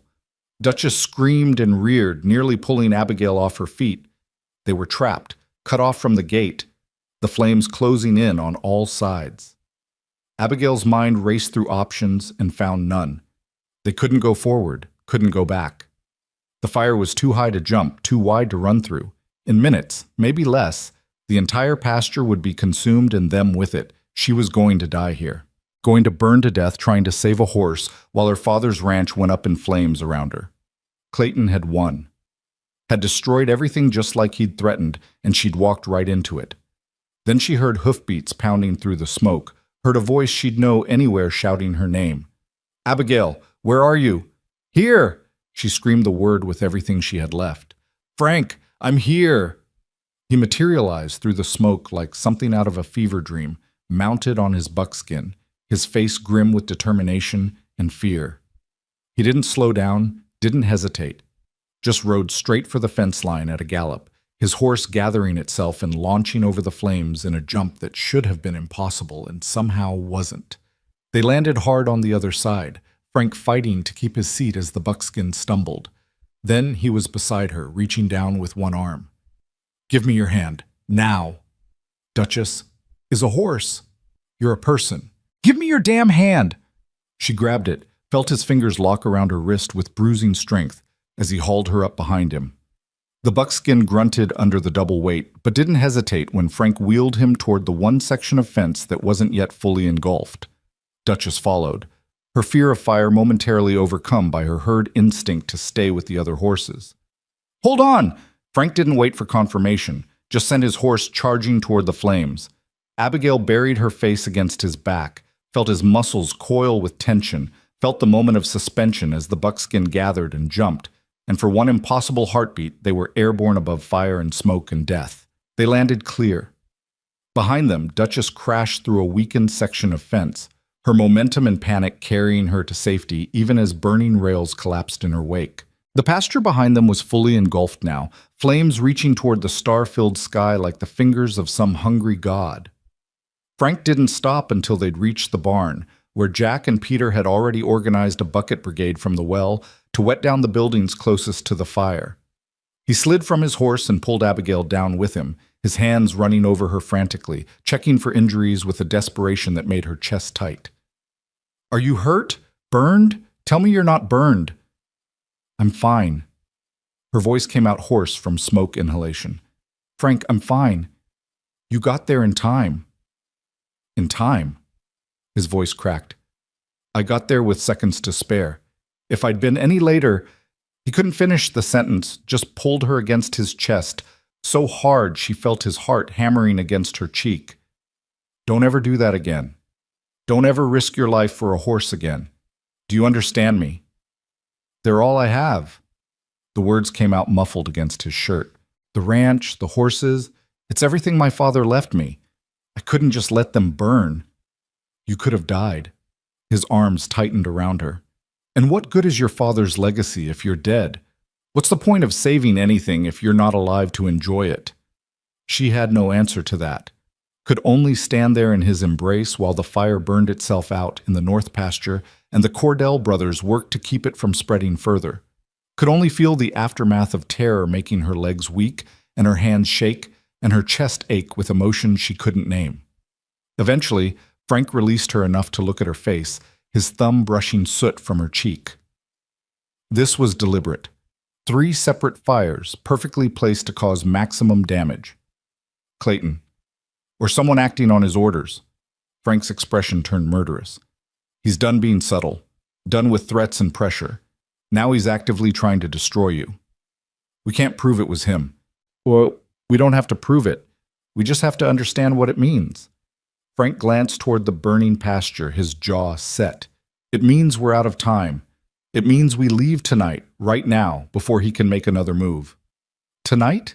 Abigail's exhausted mind struggled to process. But we're not ready.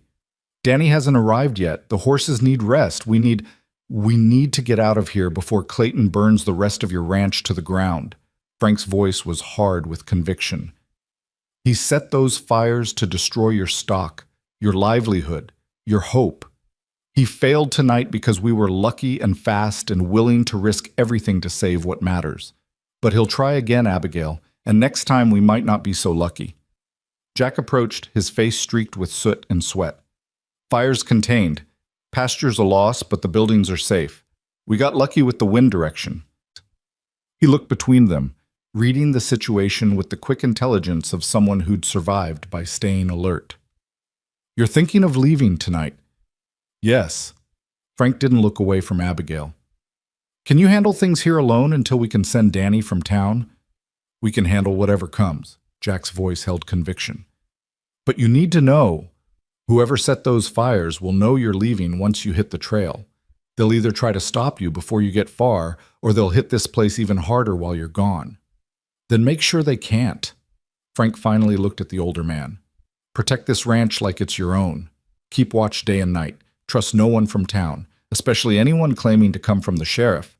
And if Clayton himself shows up, you tell him Miss Foster is away on business and you have orders to shoot trespassers. That'll make us criminals in his eyes. Better criminals than victims. Frank's expression was fierce. I'll send word once we're clear. In the meantime, keep this place standing. That's all I ask. Jack nodded once, then returned to help his brother finish securing the property. Frank turned back to Abigail, his hands settling on her shoulders. We're leaving in 1 hour. Enough time to wash the worst of the smoke off, grab what we can carry, saddle the horses we're taking. Everything else stays behind. Abigail wanted to argue, wanted to insist on proper preparation, on waiting for dawn, on all the sensible, careful things she'd been doing since her father died. But standing there with her north pasture still smoldering and Frank's hands warm on her shoulders and the memory of nearly dying still fresh in her mind, she found she didn't have the energy for caution anymore. 1 hour, she agreed. But Frank, those fires. You said you'd return to town to get your gear. What made you come back? His expression turned grim. Instinct. I was at the livery stable saddling up when I got this feeling, like something was wrong, like I needed to be here. So I rode out fast as I could. He paused. When I crested that rise and saw the fire, saw the flames, and knew you were somewhere in the middle of it. His voice cracked. I've never been so terrified in my life. She reached up, her hand covering his where it rested on her shoulder. You saved me. Saved Duchess. Saved everything. This time. His thumb stroked across her collarbone. But Abigail, I need you to understand something.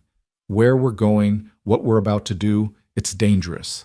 Not just the trail and the weather and the normal risks of travel.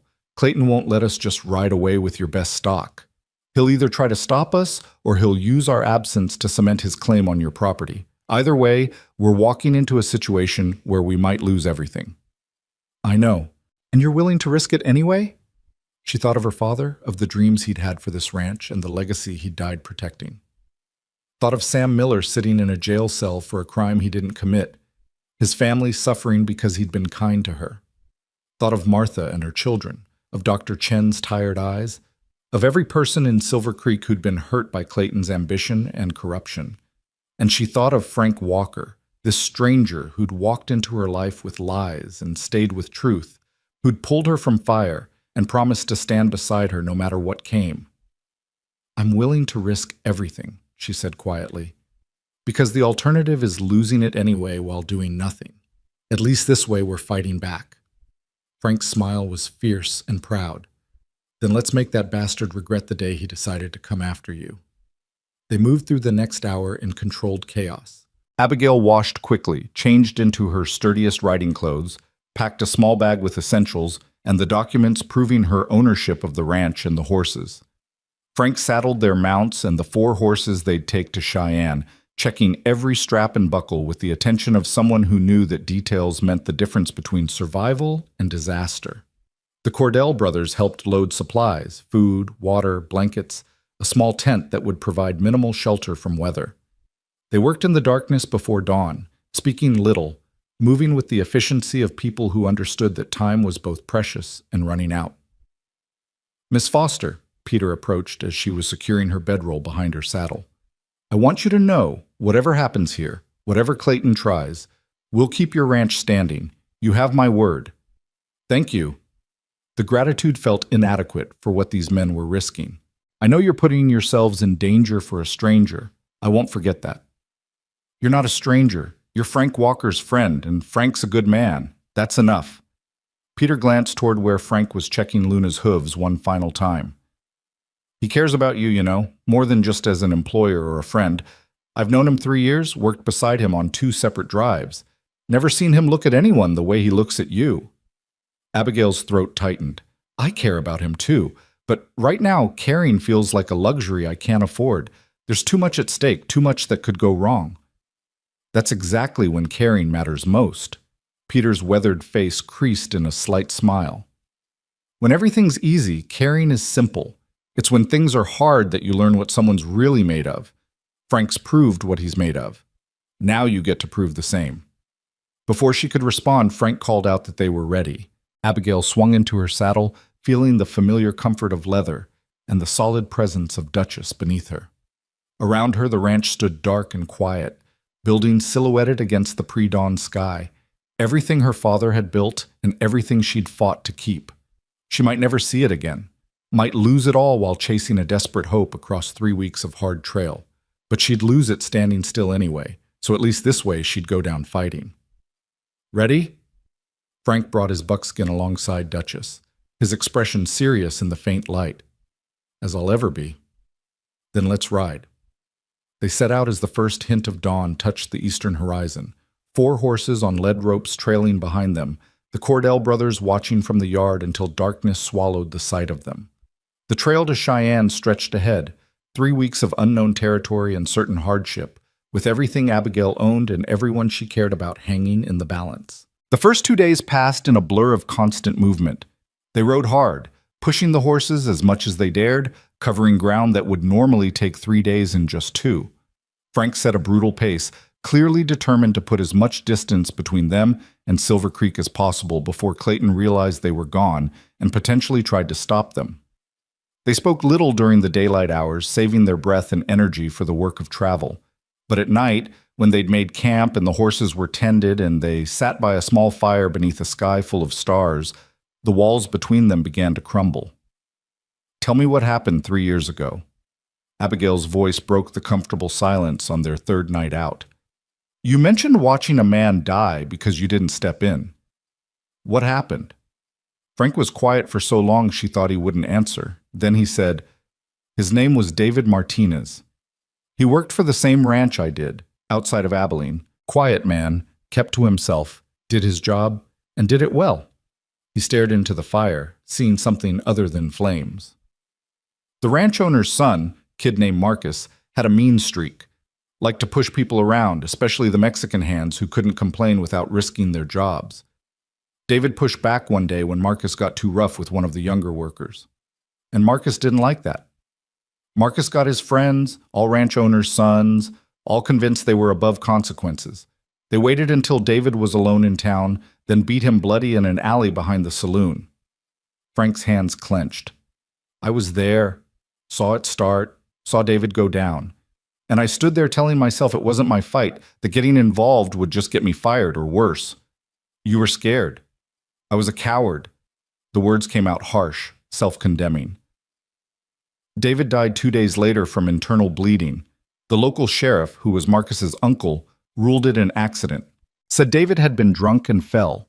Everyone knew the truth, but no one said anything because the ranch owner had too much power and crossing him meant losing your livelihood. Abigail reached across the space between them, her hand finding his. You were young and alone and facing people with all the power. That's not cowardice. That's survival. It felt like cowardice. Still feels like it. He turned his hand over, lacing his fingers through hers. I left that ranch the next day. Started moving, never staying anywhere long enough to form attachments, never letting myself care enough about anything to risk facing that choice again. He met her eyes across the firelight. Until I walked into that social and saw Clayton putting his hands on you, and suddenly I had to choose, walk past like I did with David, or step in and damn the consequences. I'm glad you chose to step in. So am I. His thumb stroked across her knuckles. Because knowing you, fighting beside you, having something worth protecting again, it's given me back something I thought I'd lost that night in Abilene. Purpose. Direction. A reason to stop running. The fire crackled between them, sending sparks spiraling up toward the infinite stars. Somewhere in the distance a coyote howled, and the horses shifted restlessly in their picket, but Abigail barely noticed any of it, too focused on the man across from her and the vulnerability in his eyes. What happens after? She asked quietly. After we sell the horses and return home and hopefully save everything we're trying to save. What happens to us? What do you want to happen? The question hung in the air between them, heavy with possibility and risk. Abigail thought about the kiss they'd shared in the barn, about the way her heart jumped every time she saw him riding up to the ranch, about the comfort of working beside someone who understood without needing explanations. I want you to stay, she said, the words coming out barely above a whisper, not just as a hired hand or a temporary solution. I want you to stay because you want to, because this place feels like home, because, she faltered, afraid to voice the rest. Because of us. Frank finished the sentence for her. Because what's growing between us is worth nurturing, worth seeing where it leads. Yes. The admission felt like stepping off a cliff, terrifying and liberating at once. But I'm also scared. Scared of trusting someone this much. Scared of losing you the way I've lost everyone else. Scared that I'm reading this all wrong and you're just being kind. Frank released her hand, but only long enough to move around the fire and settle beside her, his arm wrapping around her shoulders and pulling her against his side. You're not reading it wrong, and I'm not just being kind. His voice was low, rough with emotion. Abigail Foster, I fell for you the moment I saw you standing in that corner with your blank dance card and your proud spine and your refusal to let Clayton win. Every day since then, I've fallen a little harder, and the thought of leaving you, of going back to that empty life of moving from place to place with nothing to anchor me, it's unbearable. She tilted her head back to look at him, seeing the truth written in his expression. So stay. When this is over, when we've won or lost or found some middle ground, stay with me. Help me rebuild. Be my partner in more than just saving the ranch. Is that a proposal, Miss Foster? His tone held gentle teasing, but his eyes were serious. It's an invitation. To see where this leads. To take the risk of caring even when the world's falling apart around us. She reached up, her fingers tracing the line of his jaw. To choose hope over fear. Frank's response was to kiss her, and this time there was nothing tentative about it. His lips claimed hers with a fierce tenderness that spoke of all the loneliness they'd both endured and all the connection they'd found in each other. Abigail melted into him, her hands fisting in his shirt, her heart racing as the kiss deepened and the rest of the world fell away. When they finally broke apart, both breathing hard, Frank rested his forehead against hers. When we get back, he said quietly, when your ranch is secured and Sam is free and Clayton is dealt with, I'm going to court you properly. Take you to socials, bring you flowers, ask your permission for every kiss. I'm going to do this right. You are doing it right. She smiled against his lips. You saved my life, Frank Walker. You stood between me and disaster without knowing me, without expecting anything in return. That's more romantic than 1,000 flowers. Even so, he pulled back slightly, his expression serious. You deserve courtship. Deserve someone who treats you like you're precious, not just convenient. And once this crisis is over, I'm going to show you exactly how precious you are to me. They sat together as the fire burned down to embers, talking quietly about futures that might never come and dreams that felt impossibly distant. Eventually, exhaustion claimed them and they settled into their respective bedrolls, the space between them feeling both too wide and exactly appropriate given the uncertainty of everything ahead. The journey continued. They crossed rivers swollen with spring runoff, traversed high passes where the wind cut like knives and the air was too thin to breathe comfortably, rode through valleys so beautiful they ached and wastelands so desolate they despaired. The horses held up well, their quality evident in their endurance and spirits. Luna in particular proved herself worth every hour Abigail had invested in her training, moving with grace and power that would surely catch a buyer's eye. They were 2 weeks out from Silver Creek when they reached the territory of the real dangers, not weather or terrain, but human predators who saw travelers as opportunities.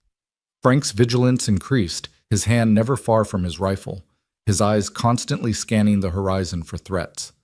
On their 15th night, those threats materialized. They'd made camp in a box canyon that offered protection from wind and good grazing for the horses. Abigail was tending the fire while Frank checked the animals one final time before full dark. She heard his sharp whistle, their agreed-upon signal for danger, and looked up to see 3 riders silhouetted against the dying light at the canyon's entrance. Her blood turned to ice. Even at this distance, even in the failing light, she recognized the lead rider's build, the set of his shoulders, the way he sat his horse with arrogant confidence. Sheriff Clayton had found them.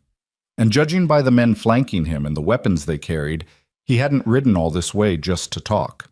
Frank appeared at Abigail's side so quickly she barely saw him move, his rifle already in his hands, his body positioned between her and the 3 riders. "Stay behind me," he said quietly, his voice carrying the kind of deadly calm that spoke of a man who'd faced violence before and survived it. "Whatever happens, stay behind me." Clayton urged his horse forward into the canyon. His 2 companions, deputies from Silver Creek, both men known for following orders without questioning their legality, flanking him with weapons drawn. In the fading light, Clayton's smile was visible even at this distance, cold and triumphant. "Miss Foster, Mr. Walker," Clayton's voice echoed off the canyon walls. "You've led us on quite a chase, 2 weeks tracking you across some of the most unforgiving country in the territory. I hope whatever you're running toward is worth it." "We're not running."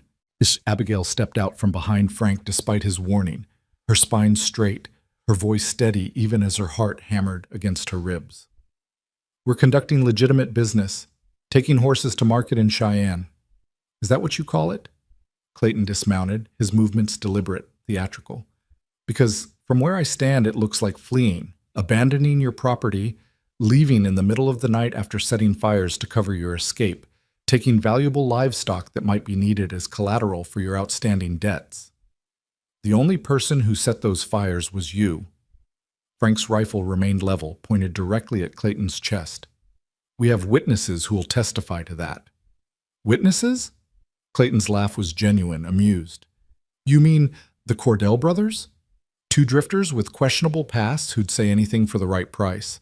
Or perhaps Dr. Chen, whose testimony about Sam Miller's whereabouts is looking increasingly unreliable, given new evidence that surfaced." Abigail's stomach dropped. "What new evidence?" "Seems the good doctor's logbook has some interesting discrepancies, pages that might have been altered, dates that don't quite match other records." Clayton's smile widened. "Makes a man wonder what else he might be lying about to protect his friends." "You fabricated evidence against Dr. Chen." The realization came out flat, certain. "Just like you fabricated evidence against Sam. Just like you're fabricating reasons to be here now." "I'm here on official business." Clayton's hand moved to rest on his gun belt. "Pursuing a suspect who fled jurisdiction while under investigation for arson and theft. That's well within my authority as a law enforcement officer." "Your authority ends at the county line." Frank's voice was hard as granite. "Which we crossed 10 days ago. You have no jurisdiction here, Clayton. No legal right to detain us or seize our property. Then I'll just have to convince you to return voluntarily. Clayton's expression shifted, became something uglier. Or I could simply report to the territorial marshal that I encountered two fugitives who resisted arrest and were unfortunately killed in the resulting altercation. That's what happens to people who point rifles at duly appointed sheriffs. The threat hung in the air like smoke. Abigail felt fear turn her blood to ice, but she forced herself to think, to find the angle that might save them. Clayton had ridden for 2 weeks to find them, which meant he was desperate. Desperate men made mistakes, and desperate men could sometimes be reasoned with if you understood what they really wanted. "You didn't come all this way just to arrest us," she said, her mind working rapidly. "You came because you need to stop us from reaching Cheyenne. Need to prevent us from selling these horses and getting the money that would clear my debts and remove your leverage over my property." Clayton's expression flickered, just for a moment, with something that might have been grudging respect. "Always were a clever girl, Abigail. Your father's daughter through and through, too smart for your own good. Smart enough to know that killing us would create problems even you couldn't smooth over. Frank's friends know where we are. The Cordells would testify about the fires, about your harassment. Dr. Chen would add his voice. And territorial marshals don't look kindly on sheriffs who execute people outside their jurisdiction. Accidents happen on the trail." Clayton shrugged, but his eyes remained calculating. Falls, animal attacks, tragic misunderstandings. The wilderness has a way of making problems disappear. So does the truth. Frank's rifle never wavered. And the truth is, you want Abigail's ranch so badly, you're willing to commit murder to get it. Question is why? What makes that particular piece of land worth all this effort? For the first time, uncertainty crossed Clayton's face. His jaw worked like he was chewing through options, weighing what to reveal against what to hide. Finally, he said, "That land sits on top of one of the richest water sources in 3 counties. Underground river that could irrigate thousands of acres, support a town 3 times Silver Creek's size. The railroad's coming through in 2 years, and whoever controls that water will control the entire region's development." The pieces clicked into place with sickening clarity. Abigail's father had always said their water rights were valuable, but she'd never understood just how valuable. "You've been planning this for years, waiting for my father to die, positioning yourself to seize the property the moment I became vulnerable. Your father was stubborn, refused every offer, every reasonable proposal. But you," Clayton's smile returned, cold and possessive, "you're young, alone, drowning in debt. Should have been easy to convince you to sell or to simply foreclose when you couldn't pay, but then Walker showed up and complicated everything. So you arrested Sam to make an example, set fires to destroy my stock, followed us all the way out here to make sure we couldn't raise the money to save the ranch." Abigail's voice shook with fury. "You've destroyed lives, corrupted the law, and committed crimes across multiple territories, all for water rights and railroad money. I've done what's necessary to secure my future." Clayton's expression hardened. "And I'm not letting some horse rancher's daughter and her drifter boyfriend stand in my way. So here's what's going to happen. You're going to sign over your property to me, right now, willingly and legally. In exchange, I'll let you both ride away alive. You can start over somewhere else, build a new life, and forget Silver Creek ever existed." "And if we refuse?" Frank's question was quiet, dangerous. "Then I'll kill him first while you watch." Clayton's gun was suddenly in his hand, pointed at Frank. "Make it slow enough that you'll do anything to make it stop, including signing whatever I put in front of you. Then I'll kill you anyway, take the horses, and tell everyone back home that you both died tragically on the trail. It's not my preferred option, too messy, too many potential complications, but I'm prepared to do it if necessary." Abigail's mind raced. They were trapped in a box canyon with 3 armed men blocking the only exit. Frank was skilled, but he couldn't shoot all 3 before one of them returned fire. Running would leave them exposed and accomplish nothing except possibly getting the horses killed in the crossfire. Fighting seemed impossible. Surrendering seemed worse. Unless she could buy time. Unless she could stall long enough for an opportunity to present itself. "Let me see the papers." Her voice came out remarkably steady given the circumstances. "If I'm signing away everything my father built, I want to read what I'm agreeing to." Clayton's smile widened, victorious. He reached into his coat and produced a folded document, clearly prepared in advance for exactly this scenario. "Smart girl, making the practical choice. Frank's head turned sharply toward her, his expression shocked and betrayed. Abigail, you can't. It's my ranch, Frank, my choice. She held his gaze, trying to convey with her eyes what she couldn't say aloud. Trust me. Play along. Be ready. I won't let you die for a piece of land, no matter how much it means to me. She saw the moment he understood, saw his body tense with readiness, even as his expression remained devastated. He lowered his rifle slightly, not enough to be completely vulnerable, but enough to suggest defeat. Clayton approached, document extended, his confidence growing with each step. I knew you'd see reason eventually. Women usually do when faced with real consequences. He was within arm's reach now, close enough that Abigail could smell the whiskey on his breath and see the greed burning in his eyes. She reached for the document. Her fingers closed around it. And then, with every ounce of strength she possessed, she yanked hard, pulling Clayton off balance and directly into the path of Frank's rifle. Everything happened in the space of heartbeats. Frank's rifle swung up, not firing but slamming into Clayton's jaw with a crack that echoed off the canyon walls. Clayton staggered backward, his gun firing wild, the shot going high and wide. The two deputies reacted instantly, going for their weapons, but Frank had already moved, using Clayton's body as a shield while Abigail dove for cover behind a boulder. "Drop your weapons!" Frank's voice rang with authority, with the promise of violence barely contained. "I've got your sheriff, and I will put a bullet through him if you make me. Drop them now!" The deputies hesitated, clearly weighing their loyalty against their survival. Clayton groaned, blood streaming from his split lip, his eyes unfocused from the blow. The standoff held for 3 seconds, 5, 10. Each moment stretched taut as a wire about to snap. Then horses thundered into the canyon from the direction opposite the one Clayton had entered. 5 riders, moving fast, and at their head rode a face that made Abigail's heart leap with recognition and hope. Jack Cordell and his brother, accompanied by 3 other men wearing territorial marshal badges, descended on the scene like the cavalry in a dime novel. They surrounded Clayton's deputies, weapons drawn, faces grim with purpose. Sheriff Clayton. The lead marshal was a weathered man in his 50s with hard eyes and a harder voice. "I'm Marshal William Dawes, Territorial Authority. You're under arrest for conspiracy, corruption, attempted murder, and about 15 other charges that'll be detailed when we get you to the Capitol." Clayton's face went white, then red with fury. "You have no authority to arrest me. I'm a duly appointed—" "You're a criminal who thought his badge would protect him from consequences." Dawes dismounted, producing iron shackles that looked like they'd seen considerable use. "But the Territorial Governor's Office has been investigating complaints about Silver Creek for 6 months. We finally got enough evidence to move when the Cordell brothers sent word about the fires and your pursuit of Miss Foster beyond your jurisdiction."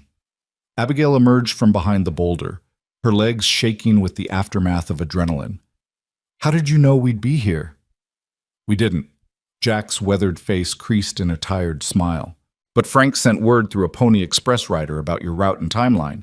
When Clayton left Silver Creek in pursuit, we figured he'd catch up to you somewhere along this stretch. Been riding hard for 4 days to get here before things went completely wrong." 4 days. Frank lowered his rifle finally, exhaustion evident in every line of his body. "You rode 4 days without stopping?" "Would have ridden 8 if we had to." Peter moved to help the marshals secure Clayton and his deputies. "Nobody threatens our friends and gets away with it."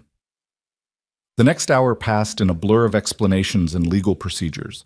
Marshal Dawes had brought documentation of their investigation, including testimony from citizens in Silver Creek who'd been too afraid to speak up while Clayton was in power, but were willing to testify now that territorial authority was involved. Sam Miller had been released 2 days earlier when one of Clayton's own deputies, young Jimmy Watts, whose conscience had finally overridden his fear, confessed to planning the stolen tack in Sam's barn on Clayton's orders. Dr. Chen's testimony stood unchallenged, the attempted frame-up exposed for the desperate fabrication it was. And the Territorial Governor's Office had already been investigating the railroad's attempts to acquire water rights through questionable means, making Clayton's schemes part of a larger pattern of corruption that reached far beyond Silver Creek. "You'll need to return for the trial," Dawes explained as his men prepared to transport Clayton back to the Capitol. "Your testimony about the fires and this attempted coercion will be crucial to securing convictions." "What about my ranch?" Abigail felt fear clutch at her heart despite everything. The debts, the foreclosure date, the governor's office has frozen all proceedings related to your property pending the outcome of the investigation. Given Clayton's involvement in pressuring creditors and manipulating the legal system, there's grounds to review every debt and lien filed against your ranch in the past year. Dawes's expression softened slightly. You'll still owe money, Miss Foster, but you'll owe it to legitimate creditors on legitimate terms, not to vultures like Clayton who were using the law as a weapon. Relief flooded through her so powerfully her knees went weak. Frank's arm came around her waist, steadying her, and she leaned into his strength gratefully. Clayton, shackled and defeated, looked at them with pure hatred burning in his eyes. This isn't over. I have friends, influence. You think one investigation will... Your friends are facing their own investigations. Dawes cut him off coldly. Your influence died the moment we gathered enough evidence to move. And as for this being over, for you, it very much is. You'll spend the next 20 years in territorial prison if you're lucky. If you're not lucky, if the judge decides your crimes warrant it, you'll hang. They dragged him away, his protests fading into the darkness beyond the canyon. The deputies went quietly, both clearly relieved that they'd been caught before doing something they couldn't take back. Within minutes, the canyon was peaceful again, just Abigail and Frank and the Cordell brothers and the infinite stars overhead. Thank you. Abigail looked at Jack and Peter, her voice thick with emotion. For riding day and night to save us, for protecting the ranch, for being the kind of men who keep their word even when it's dangerous. Like I said before, you're Frank's friend. That makes you our friend. Jack tipped his hat. Besides, taking down corrupt lawmen is satisfying work. We might make it a habit. They stayed another hour, sharing what little food remained and catching each other up on everything that had happened in Silver Creek during Abigail's absence. Sam Miller was back with his family, his reputation not only restored, but enhanced by the revelation of Clayton's corruption. Martha and her children were safe and grateful. Dr. Chen had been instrumental in organizing testimony against Clayton, rallying the town's decent citizens to finally stand up against the tyranny they'd endured for years. And the Foster Ranch stood exactly as Abigail had left it, protected by the Cordells and waiting for her return. What about Cheyenne? Frank asked as the Cordells prepared to ride back with the marshals.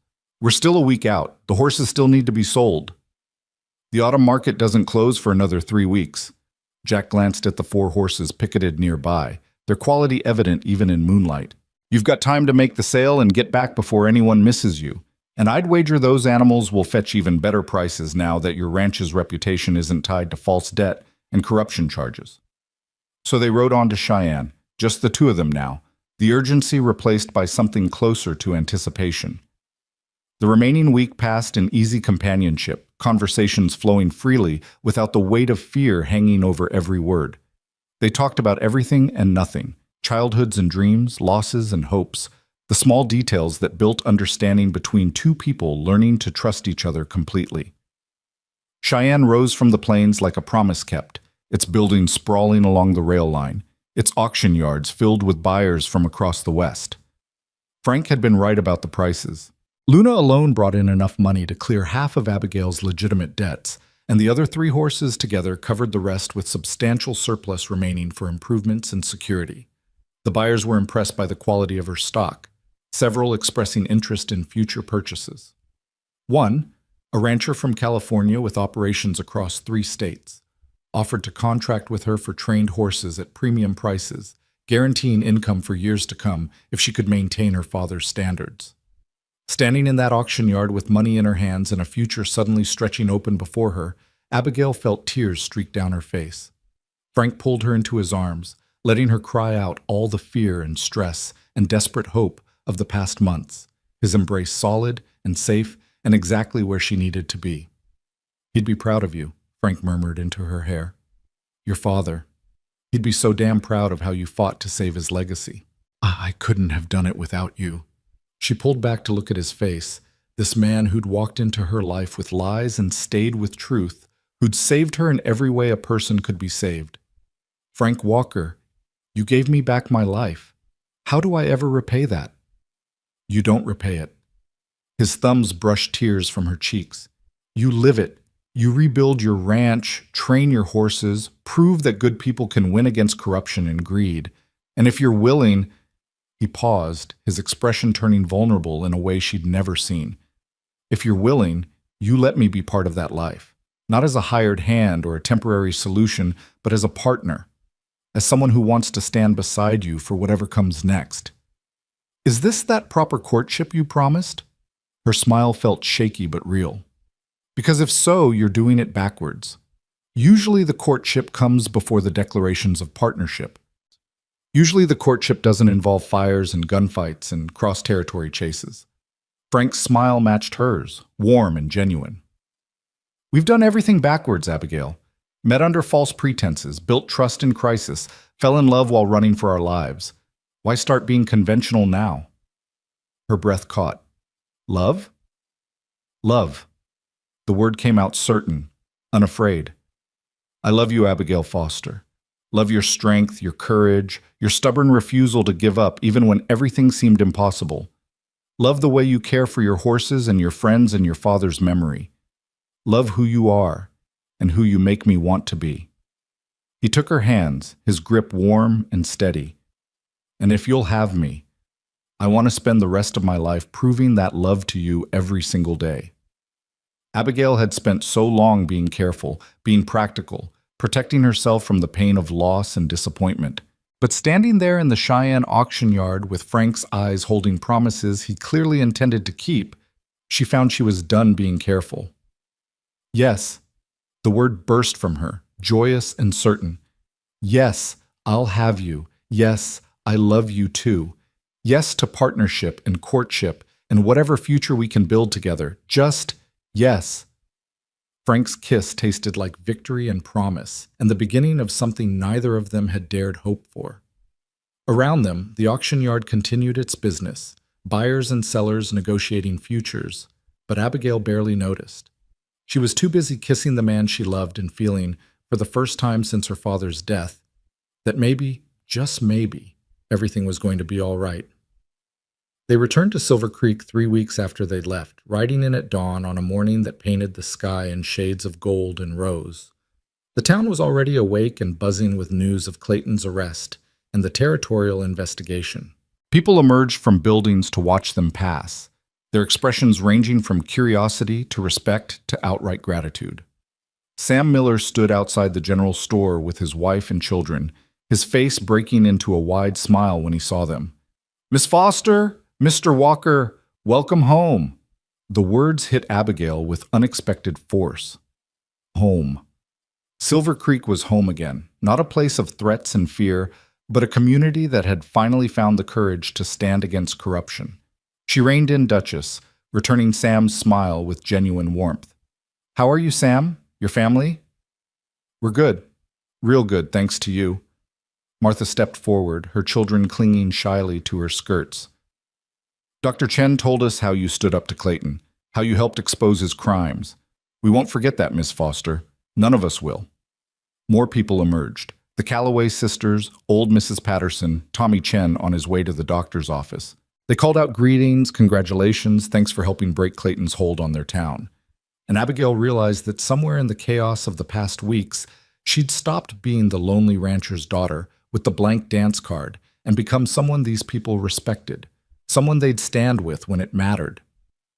The Foster Ranch appeared on the horizon like a benediction, its buildings solid against the morning sky, smoke rising from the bunkhouse where the Cordells were clearly already awake and working. As Abigail and Frank rode into the yard, both brothers emerged with smiles that spoke of a job well done and relief at seeing them safely returned. "Everything's just as you left it," Jack reported. "No trouble after the marshals took Clayton. Actually, several folks from town came by offering to help with repairs and improvements once word got out about what you'd been fighting against." "The North Pasture?" Abigail almost didn't want to ask, didn't want to see the destruction the fires had caused. "Already replanted. Community came together, brought seed grass, worked the burned sections until they were ready for new growth. Should be good grazing again by late summer." Peter's weathered face creased in satisfaction. "Turns out, when people aren't terrified of their sheriff, They're pretty eager to help their neighbors. Tears threatened again, but Abigail blinked them back. There would be time for tears later, happy ones, grateful ones, tears of relief that the nightmare was finally over. For now, she had a ranch to reclaim and a future to start building. The Cordell brothers stayed another week, helping Frank and Abigail establish routines and make plans for expansion. With the money from Cheyenne and the prospect of contracted sales to the California rancher, Abigail could afford to hire additional hands, purchase new breeding stock, and invest in the improvements her father had always dreamed of but never had resources to implement. On their last night at the ranch, the brothers joined Abigail and Frank for dinner around the kitchen table that was starting to feel less like a reminder of loss and more like a promise of new traditions being built. "You going to make an honest woman of her?" Jack asked Frank directly, the kind of blunt question that came from men who'd seen enough of life to dispense with subtlety. Frank glanced at Abigail, his expression both amused and serious. "When she'll have me. But I figure she's earned the right to a proper courtship first. Flowers, socials, time to be sure this is what she wants without crisis forcing the decision. This is what I want." Abigail reached across the table, her hand finding Frank's. "Crisis didn't create what we have, it just revealed it faster than might have happened otherwise. And I don't need a long courtship to know you're the best thing that's ever walked into my life." "Even so," Frank laced his fingers through hers, "you deserve to be courted like you're precious. Because you are. To me, to this community, to everyone whose life you've touched by refusing to give up." He lifted her hand to his lips, pressed a kiss to her knuckles. "So I'm going to court you properly, Abigail Foster. I'm going to take you to the next social and dance every dance with you. I'm going to bring you flowers from the prairie and tell you every single day how remarkable you are. And when enough time has passed that you're absolutely certain, I'm going to ask you to marry me in front of the whole town so everyone knows that the woman I love chose me just as surely as I chose her." Peter chuckled. "That's the most words I've ever heard you string together at once, Frank Walker. She must really be something special." "She is." Frank's eyes never left Abigail's face. "She absolutely is." The months that followed were the happiest of Abigail's life. Frank moved into the ranch house, properly, with approval from Dr. Chen serving as unofficial community elder and enough propriety observed to keep the gossips at bay. They worked side by side, rebuilding what Clayton had tried to destroy, training horses that quickly gained a reputation for quality that reached far beyond Silver Creek. True to his word, Frank courted her with a dedication that was both touching and slightly comical. He brought her wildflowers every morning. He accompanied her to socials where they danced until the musicians begged for mercy. He asked permission before every kiss as if she were some delicate thing that might break, despite having seen her ride through fire and face down corrupt lawmen without flinching. And slowly, carefully, they built something neither had expected to find. A partnership based on equality and respect, a love grounded in shared values and tested by fire, a future that stretched ahead bright with possibility. Clayton's trial concluded with convictions on all charges. He was sentenced to 25 years in territorial prison, a punishment severe enough to send a message about corruption, but just short of execution. Several of his co-conspirators received similar sentences. The railroad's attempts to manipulate land acquisitions were thoroughly investigated, resulting in reformed regulations and protections for property owners across the territory. Sam Miller received official exoneration and compensation for his wrongful imprisonment. Dr. Chen was honored by the Territorial Medical Board for his role in exposing corruption. And the Foster Ranch became the premier horse training operation in 3 counties, its reputation for quality and integrity drawing buyers from across the West. 6 months after their return from Cheyenne, on a clear autumn evening when the prairie grass rippled like gold beneath a sky full of stars, Frank Walker took Abigail Foster to the exact spot where he'd first ridden onto her property at dawn all those months ago. "This is where it started," he said, dismounting and helping her down from Duchess, "where I first saw your ranch and thought maybe, just maybe, I'd found a place worth stopping for." "And now?" Abigail looked around at the land that was finally fully hers. No debts, no threats, no shadows hanging over its future. "Now I know for certain." Frank took both her hands, his expression serious and tender. "Abigail Foster, You are the bravest, strongest, most remarkable woman I've ever known. You saved your father's legacy, saved your community from corruption, and somehow managed to save a broken cowboy who thought he'd never find home again. He dropped to one knee, and Abigail's breath caught in her throat. I love you more than I thought it possible to love anyone. And if you'll have me, I want to spend the rest of my life standing beside you, facing whatever comes, building a future worthy of everything you fought to protect. Will you marry me?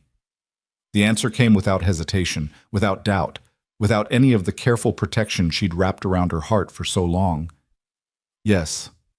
Yes, Frank Walker, I'll marry you. Today, tomorrow, whenever you want. Just yes. He stood and swept her into his arms, spinning her around while she laughed with pure joy. When he finally set her down, his kiss was deep and thorough and full of promises about their wedding night that made her blush and laugh simultaneously. Soon, she said when they finally broke apart, both breathing hard. Let's get married soon. I'm tired of propriety and courting and sleeping in separate rooms. I want you as my husband, officially and completely. Next month. Frank's grin was wide and genuine. We'll have the wedding at the church in town, invite everyone, and then spend a week in Cheyenne celebrating. How does that sound? Perfect. She pulled him close again, resting her head against his chest and listening to his heartbeat. It sounds absolutely perfect. They married on a crisp November morning with the entire town of Silver Creek in attendance. Sam Miller gave Abigail away in her father's absence, his eyes bright with tears of gratitude and joy. Martha and the Calloway sisters served as attendants, all of them wearing new dresses and smiles that spoke of genuine happiness. Dr. Chen performed the ceremony with dignity and warmth, speaking about love tested by fire and partnerships built on mutual respect and courage. And when Frank kissed his bride, when Abigail Foster became Abigail Walker in front of everyone who'd watched her fight and struggle and ultimately triumph, the cheering could be heard clear across the prairie. The reception lasted until well past midnight, with dancing and food and toasts that ranged from heartfelt to hilarious. The Cordell brothers had returned for the occasion, bringing with them stories of their own adventures and promises to visit whenever they passed through the territory. Tommy Chen gave a speech about bravery that made everyone cry. Even old Mrs. Patterson danced, her husband swinging her around like they were young again. But eventually, the celebration wound down. Frank and Abigail slipped away to the ranch house that was now officially theirs, not hers alone or his by courtesy, but theirs together. They stood on the porch, looking out at the moonlit prairie, at the horses moving peacefully in the pastures, at the land that had been worth fighting for and the future they'd built together through courage and determination and love. Happy? Frank asked, his arm around her waist, pulling her close against the evening chill. Happier than I ever thought possible. Abigail leaned into his warmth, feeling safe and cherished, and exactly where she belonged.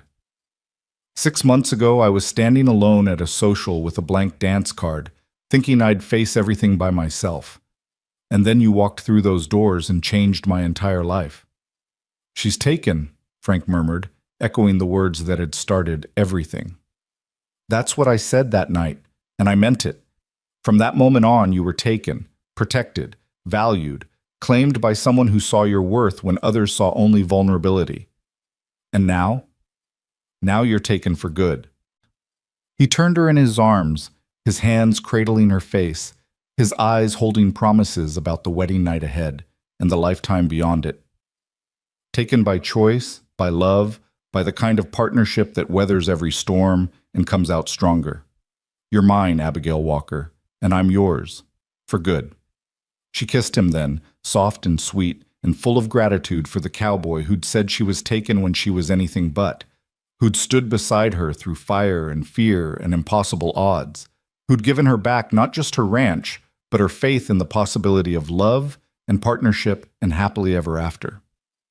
The Foster Ranch thrived under their joint management, becoming known across the West for quality horses and honest dealing. Frank and Abigail trained their stock together, managed their business together, built a life together that honored the past while embracing the future. Children came eventually, 3 of them, each raised with the values their parents had fought so hard to preserve: courage, integrity, loyalty, and the unshakable belief that some things were worth fighting for, no matter the cost. And on quiet evenings when the work was done and the children were asleep and the prairie stretched endless beneath the stars, Frank and Abigail would sit on their porch and remember the night everything changed. The night a stranger walked through the doors of a social and claimed a lonely woman with two simple words. The night that fear became hope and solitude became partnership, and a blank dance card became the beginning of a love story that would last a lifetime. She was taken.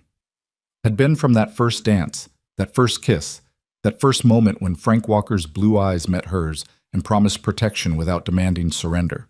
Taken by choice, by love, by the kind of connection that transformed two broken people into something stronger together than either could have been alone.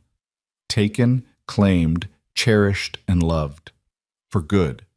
For always. Forever. And as the stars wheeled overhead and the horses moved peacefully in their pastures and the ranch stood solid against whatever the future might bring, Abigail Walker rested in her husband's arms and knew with absolute certainty that every struggle, every fear, every impossible moment had been worth it for this, for love, for partnership, for the life they'd built together from ashes and hope and the courage to believe in second chances. The cowboy had said she was taken. And in every way that mattered, in every way that would last, she was.